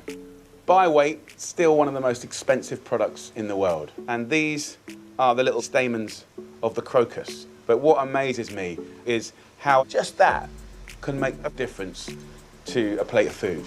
So just grab yourself a little dish, and I'm gonna use boiling water from the tomatoes, and as that infuses, the smell and the colour are gonna transform this water. Extraordinary. I'll let that continue to infuse So let's prep some fish, guys. This seafood risotto, I'm going massive today. So I've got crab, I've got langoustines, right? So what we can do very simply is take the tail off. We can just squeeze it into itself. We can just peel that and get that lovely sweet meat out. I'm just gonna slice them up. Then let's get our squid. Just take the time to finely slice it, make it delicate. We've got amazing seafood in Britain. There's so much of it. We've got mussels, we've got clams, we've got crab. All nice and sustainable. What a beautiful celebration of British seafood. Amazing. I now want to show you how to make a fish stock. In these shells are loads of flavors and natural oils. The smell already is incredible. Also, we can add some fish bones. Now, if you go to a fishmonger's and ask for some fish bones, full of flavor, and then we'll go in with all those offcuts. Nothing's going to waste. It's all flavor. You can put in a few herbs, bay leaves, all the little burnt bits, kiss it with a little wine, and it will start to clean the bottom of the pan. Let the wine cook away, and then simply top up with water, just to cover. So I can now go back to the sofrito. Just look at that. So I use about 4 handfuls of rice. This is cannaroli, full of starch, and that starch equals creaminess. And the first thing the rice does is get onto that lovely sofrito and the oil. That's the first welcoming party. It's good. I'm then going to add wine. I'm using rosé. So we'll go in with a little half glass, and we want to cook it away. So the stock is ready to go. Grab a ladle of stock and pour it in, and then using the wooden spoon, we're massaging that starch out, and that's the creaminess, and that's kind of the effect that you want. So every time that stock cooks away and you plump up the rice, then we'll add another one. The minute you start adding that stock, it's about 18 minutes away. I'm going to take this incredible infusion of the saffron. We're taking this white, humble rice to quite a kind of royal level. As that comes back up to temperature, the shellfish goes in. Keep stirring. The smell is amazing. But now I'm going to go in with the squid, the crab, and the incredible langoustine. This takes about sort of 1.5 minutes. I don't want to overcook those. The clams and the mussels are really opening up. What a joy. Anyone's shut tight, you can just throw those away. And as it's kind of getting to its final cook, I'm going to beat in some butter. It's sweet and creamy. So we'll take this off now. Parmesan goes in to season it. So you might think I'm going to serve it up right now. No. Shake it, taste it. Oh! But hold yourself back. Lid on top. Relax. And Nonna told me this. It's very important. She was right. They're always right. So, 1 minute.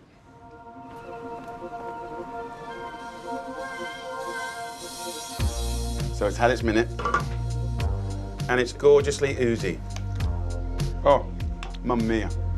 Let's get those tomatoes out. Have a look at this, guys. Beautiful. And just bob these around. And then simply finish with those delicate little herbs. And then the fennel tips. Not just beautiful, but delicious. And then just a little finish of our extra virgin olive oil. Hallelujah! The most incredible risotto that's gonna blow your mind. Let's have some.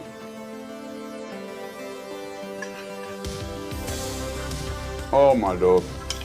Delicate seafood. That explosion of sweet tomato is another level. The rice is so comforting. It's really oozy. But then every mouthful is different, right? You might get a little bit of clam, you might get a little bit of mussel. Such joy. I'll tell you what, that is a very, very special dish for a very special guest. At the weekend, I like to do things that make you feel like celebrating food, getting excited, really getting your taste buds going. And actually, it doesn't always have to be posh. We're gonna make the most incredible British burger, the most amazing homemade patty, red Leicester burger sauce, pimped up with pulled oxtail. A British burger like you've never seen before. We're gonna start with oxtail. And before you run away and say, no, you've got to stay with me on this because it's next level stuff. So I've got 1 kilo of oxtail here. You can get it in any butcher's. So some basic seasoning with salt and pepper. And then we're gonna go into a pan and we're gonna brown it off. So you have the benefit of the bone and the marrow, and it gives you a kind of depth of flavour that's amazing. Let's get it really dark and golden and gorgeous. I want this amazing ultimate British burger to represent Britain. Cue the music. That's enough. And I want it to have texture, so patty, melted cheese, pulled meats. But when we put it together with the burger sauce, I want to be able, wait for it, to dip it in gravy. Filthy. I love it. So that's going to make the pulled meat and the gravy. So as that cooks, I'm going to add some onions and a really good shake of Worcestershire sauce. And then what I want to do, because remember we are doing a gravy, 4 tablespoons of flour. So I'll take the oxtail out now and put it into a little casserole pan, just caring enough to start getting colour even on the flour. And it's all going to add to the richness of the gravy. A little seasoning and 1.5 litres of vegetable, chicken stock, beef stock, whatever you got to hand. So let's just take that stock over the oxtail. And then I'm just going to cover it in a little greaseproof paper and then bring in the tin foil, cover it nice and tight like that, into the oven at 180 degrees Celsius, 350 Fahrenheit, and just let that oxtail slow cook for 3 to 4 hours until the meat falls off the bone. And this is going to give you loads of time to get on with your weekend, go do some stuff, knowing full well that something very special is about to happen. So when the time is up, have a look at that, guys. Oh, it smells so good. And you know what? It reminds me of my dear old nanny Betty. She used to love cooking this. The meat just falls off the bone. It is so, so good. Here is the gravy, by the way. Just skim off this fat and then push the gravy through a coarse sieve. You don't have to do it, but I quite like a finer gravy, right? I think it's a bit more elegant. And then these chunky bits can go back into our pulled meat. Just put a fresh swig of Worcestershire sauce in there. And then you can take a herb like parsley just to give it a little bit of contrast. And that on our burger is going to be amazing. I'll pop that in the oven and turn the oven off, okay, just to keep it warm. So let's make the burger sauce. Let's get our pickle. It will give you tang and crunch. Then lettuce is surprisingly sweet. And then tomatoes. Get an overripe one, and that'll have wonderful flavour. Season it with salt and pepper, and then just dress it in a little yogurt. Look at that. I love it. So now is patty time. I love the chuck steak. It has a natural mix of fat and muscle and flavour. Don't overthink it. Roll it up, squash it out. Happy days. 4 fine little patties. I'm just going to season it, and then we go into the pan. So give it about 1.5 minutes, and then turn it. Get some English mustard. And you want a little teaspoon on there. English mustard is quite hot, but actually when it cooks, it calms. And we're going to flip it again. So it's going to have 4 turns. 1.5 minutes, brush, 1.5 minutes, right? And then just lay your red Leicester cheese over the top. And now, very importantly, find a little lid to put on top.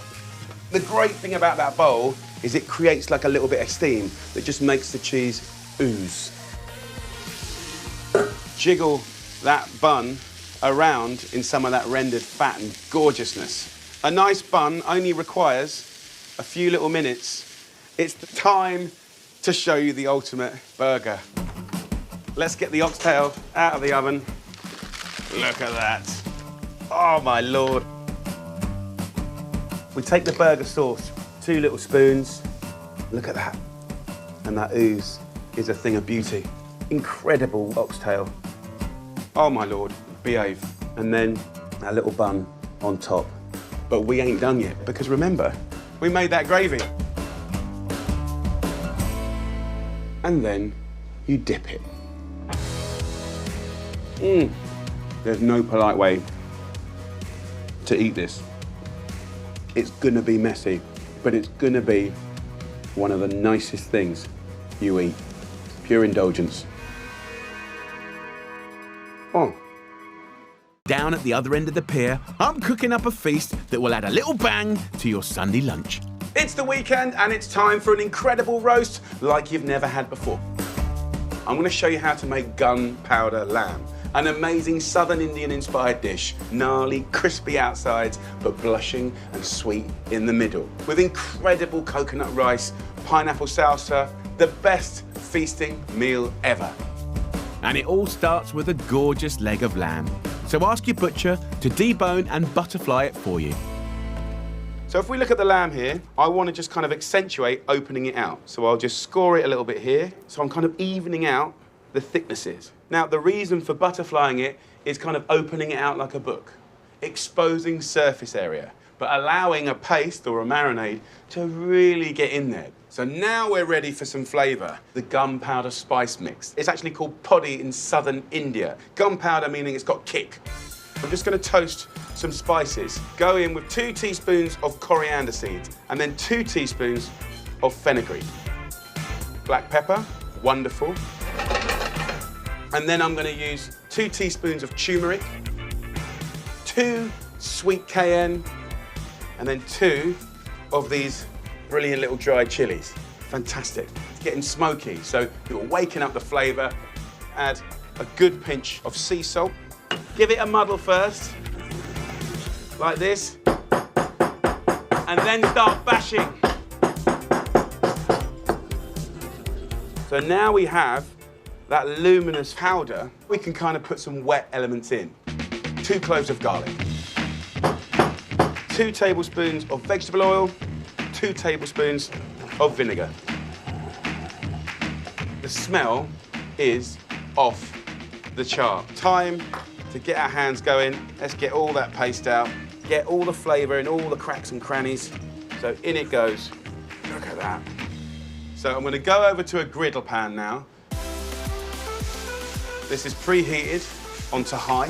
Then once it's been bar marked perfectly on both sides, which is like 5 minutes of cooking, it's still raw, but then we're going to finish it by roasting. The best of both worlds. Charry smoky and then juicy gentle. Love that. Char grilling in a shed can be a bit smoky. Yes! So open those windows or get outside and cook it on a barbecue for even better flavour. Then pop the lamb into the oven at 200 degrees Celsius and let it cook to perfection for around 20 to 25 minutes. Next up, let's make a salsa like no other salsa. Pineapple, they use it a lot in the south of India, in curries and pickles. I really love it. So first up, we have to peel it. Follow the curve of the pineapple. Beautiful. Cut alongside the core. Get that on the grill. Then we want some onion. Cut it into quarters. And again, these will go onto the grill. So while that's going, let's create some background flavour. First up, lime, the zest. And if you imagine some of these fragrant elements with the rich lamb, it's going to work so well. Look at that. I'm going to use just a little bit of coriander stalks. Some people discard these, but if you finely slice them, they're so delicious and crunchy. A little chili in. So let's get the onions and the pineapple. These will be quite sweet now.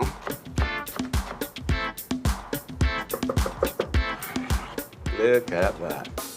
So, salsa done. Now, what we're going to do is the most amazing coconut rice. A tablespoon of vegetable oil goes in, then go in with a couple of teaspoons of mustard seed. Then we go in with curry leaves. And as they're frying, I'm going to get a couple of chilies, scrape the seeds out. That's removing most of the heat. And then in there we go too. So let me give you a fail-safe rice quantity. So for 4 people, you want 1 builder's mug of rice.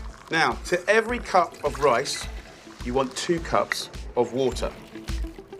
Season it, and then last but not least, some coconut cream. It's got the most fantastic tropical flavour. And I'm gonna crumble that in.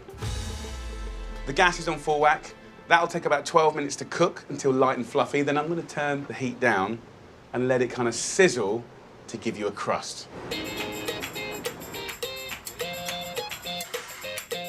This has had just over 20 minutes. Look at that.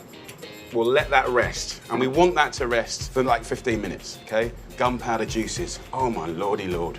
What I want to do now is a beautiful, simple mint yogurt. Get yourself a nice little bunch of mint, put it in there with a good pinch of salt, smash it up to like a little paste, take some beautiful organic yogurt, and then marble it in. Look at that. Let's get it going. I'm very, very excited. Gunpowder lamb. Imagine carving this at the table. It's time for the rice. Before you get to burning, right, there is a really sweet spot that's called crispy bits. So go around the rim of the pan with a little spatula, because what you're doing is trying to make it not stick. I want to turn it out like a sandcastle, right? Put this plate or board on top and just confidently go 1, 2, 3. Fluffy on the inside, crispy on the outside. I've got a few little poppadoms in the story, beautiful. And then I've got the lamb. We then have that complete surprise contrast of that pineapple salsa. A nice little bit of mint yogurt, absolutely beautiful. A few little bits of coriander, and Bob's your uncle. It's time to eat. All right. There's so many exciting things going on. Gunpowder spices, the gnarly outside with that really juicy, blushing inside that's sweet and delicious. And then you go for the mint sauce, the coconut rice, then the pineapple salsa. Davina, Jimmy, and everyone in the cafe, they're going to be making some very happy noises.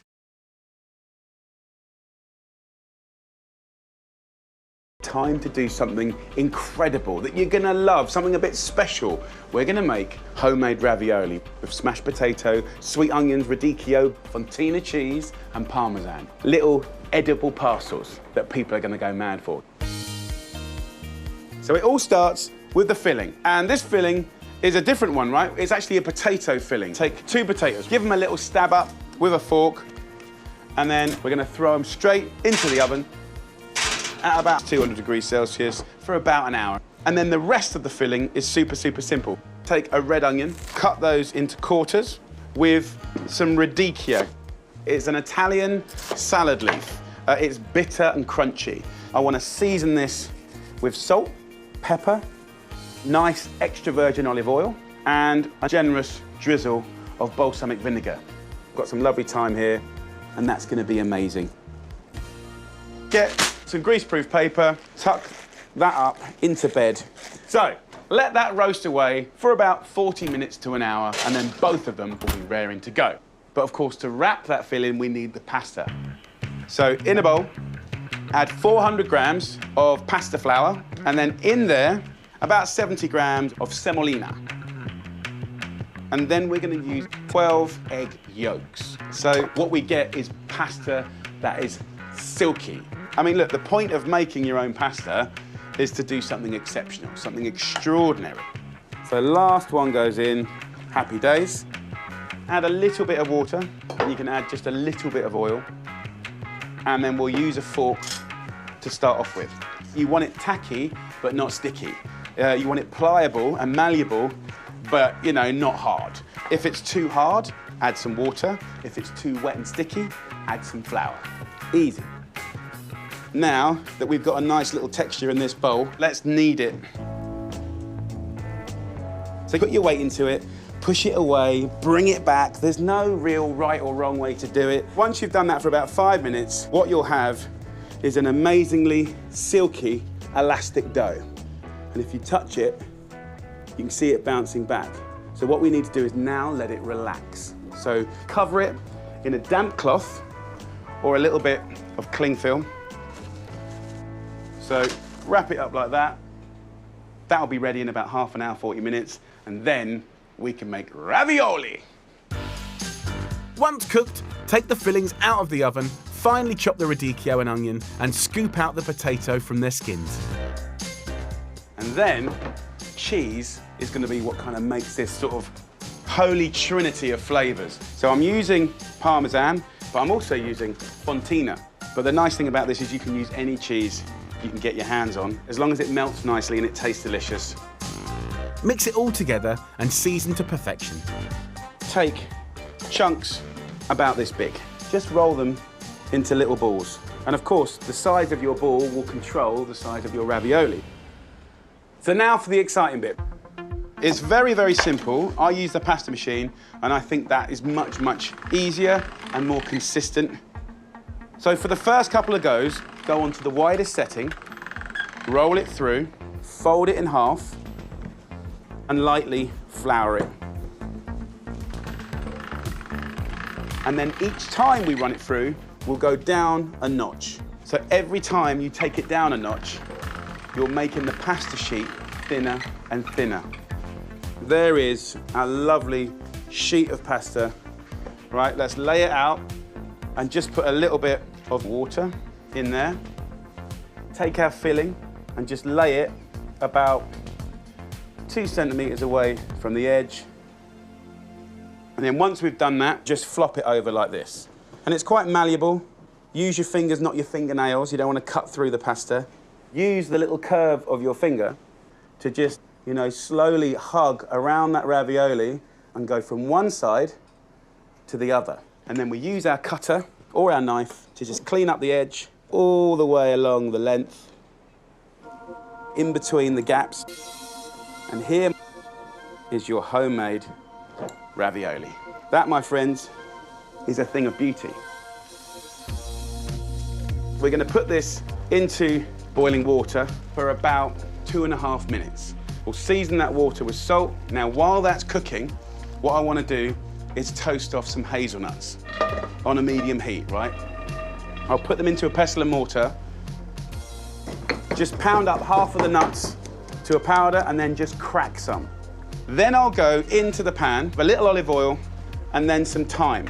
Then I want to take just a little bit of butter. I'm going to take those delicate ravioli and a little bit of the water into the pan. And the water and the butter will emulsify. Let's plate it up. And you can see how delicate that pasta is.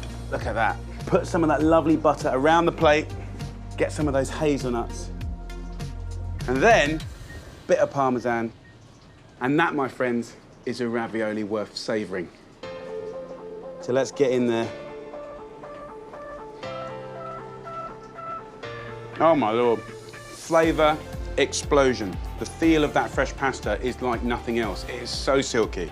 And the flavour you get when you first put it in your mouth is that thyme, butter and hazelnut. So it's quite light and tangy. But then when you bite into that dark middle, it's bassy, it's bitter, sweet, like gorgeous cheese.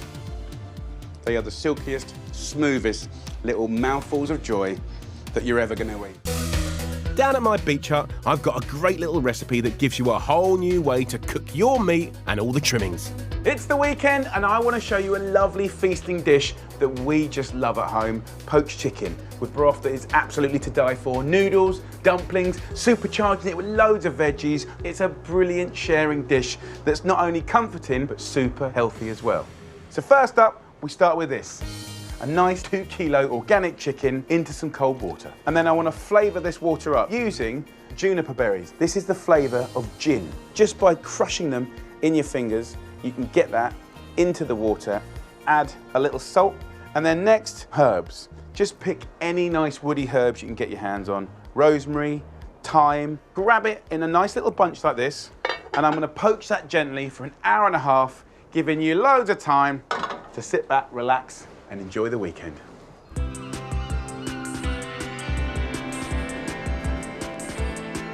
So we've had 1.5 hours, and I just want to show you what's going on in the pan here.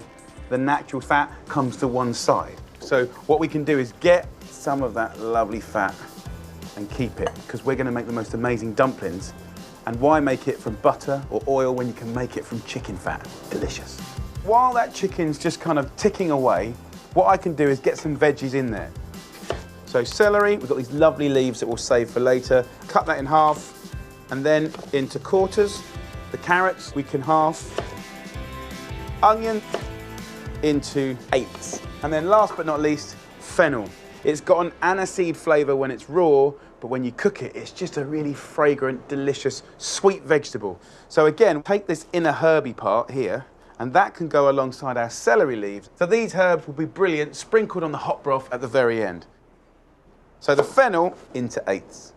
So the perfect time to cook these veggies is about half an hour. We're going to get the flavour from all the veggies kind of cooking into the chicken and vice versa. So next up, we're going to make the most beautiful little dumplings. So it starts with 120 grams of matzo meal. You can get it in all the supermarkets. Add 4 eggs to that, and this makes the most fantastically light and delicate dumpling that sucks up the flavour from the chicken broth, and that is what it's about. Season up with salt and pepper, and then this fat that we've skimmed off the chicken. We're going to absolutely utilise as much of that flavour as possible. Give it a good little mix up. Get a little matzo meal on my board here, like that. So roll the little dumplings with slightly wet hands, and you'll get a lovely little ball, just like that.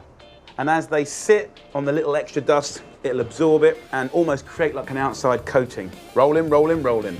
That is the dumplings done, but I do want something to spice up my life, right? So I want to show you how to make homemade mustard and some homemade horseradish sauce. So the homemade mustard is really simple. You just get it dried in a little tin like this, season it up with some salt, and then I think the important thing is that we use really nice vinegar. You know, when you go shopping, have a little look. There'll be cider vinegar, you know, white wine vinegar, and you really do get what you pay for. And we just kind of keep mixing it, get the consistency that you want. It's delicious. Really, really good. So next, horseradish sauce. If you ever get the opportunity to buy a chunk of horseradish, please go for it. Just peel the outside like that, then get a fine grater and just have a little grate up, and then add it to either yogurt or creme fraiche. This is going to be a horseradish sauce with attitude. Now I want a bit of acidity there to sort of balance it, and I'm going to use a lemon. Just a little bit of sourness is going to be amazing. So look, in no time at all, we've made 2 beautiful sauces. Of course, you could just open a jar. Of course you can, and it's delicious, but not that delicious. Let's move the chicken over here. Look at that. Use a little sieve and just pour some of this stock over these dumplings. And by now, this broth is tasting incredible. Put these back on the heat now and get that chicken stock boiling, reducing, getting more intense. And then I want to just cook that for about 5 minutes.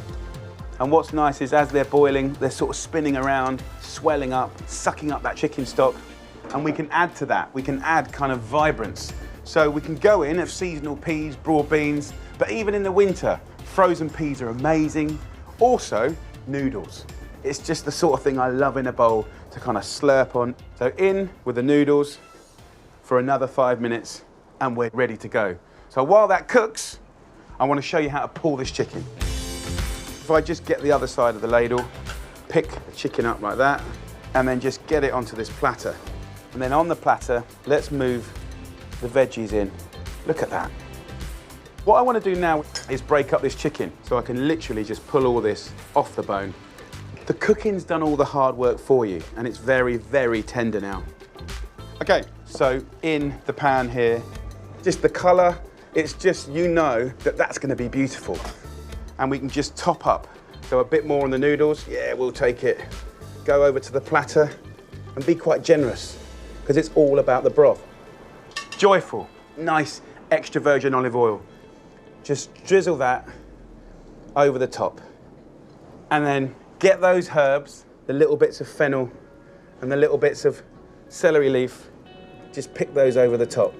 So all you have to do now is get a load in a bowl, get your matzo balls, and then let's get some chicken and veggies. Big old chunk of breast. Get a lovely carrot. Just top that up with some of that beautiful broth. And then in my bowl, a nice little hit of that mustard and horseradish. This is literally one of my favorite things to eat.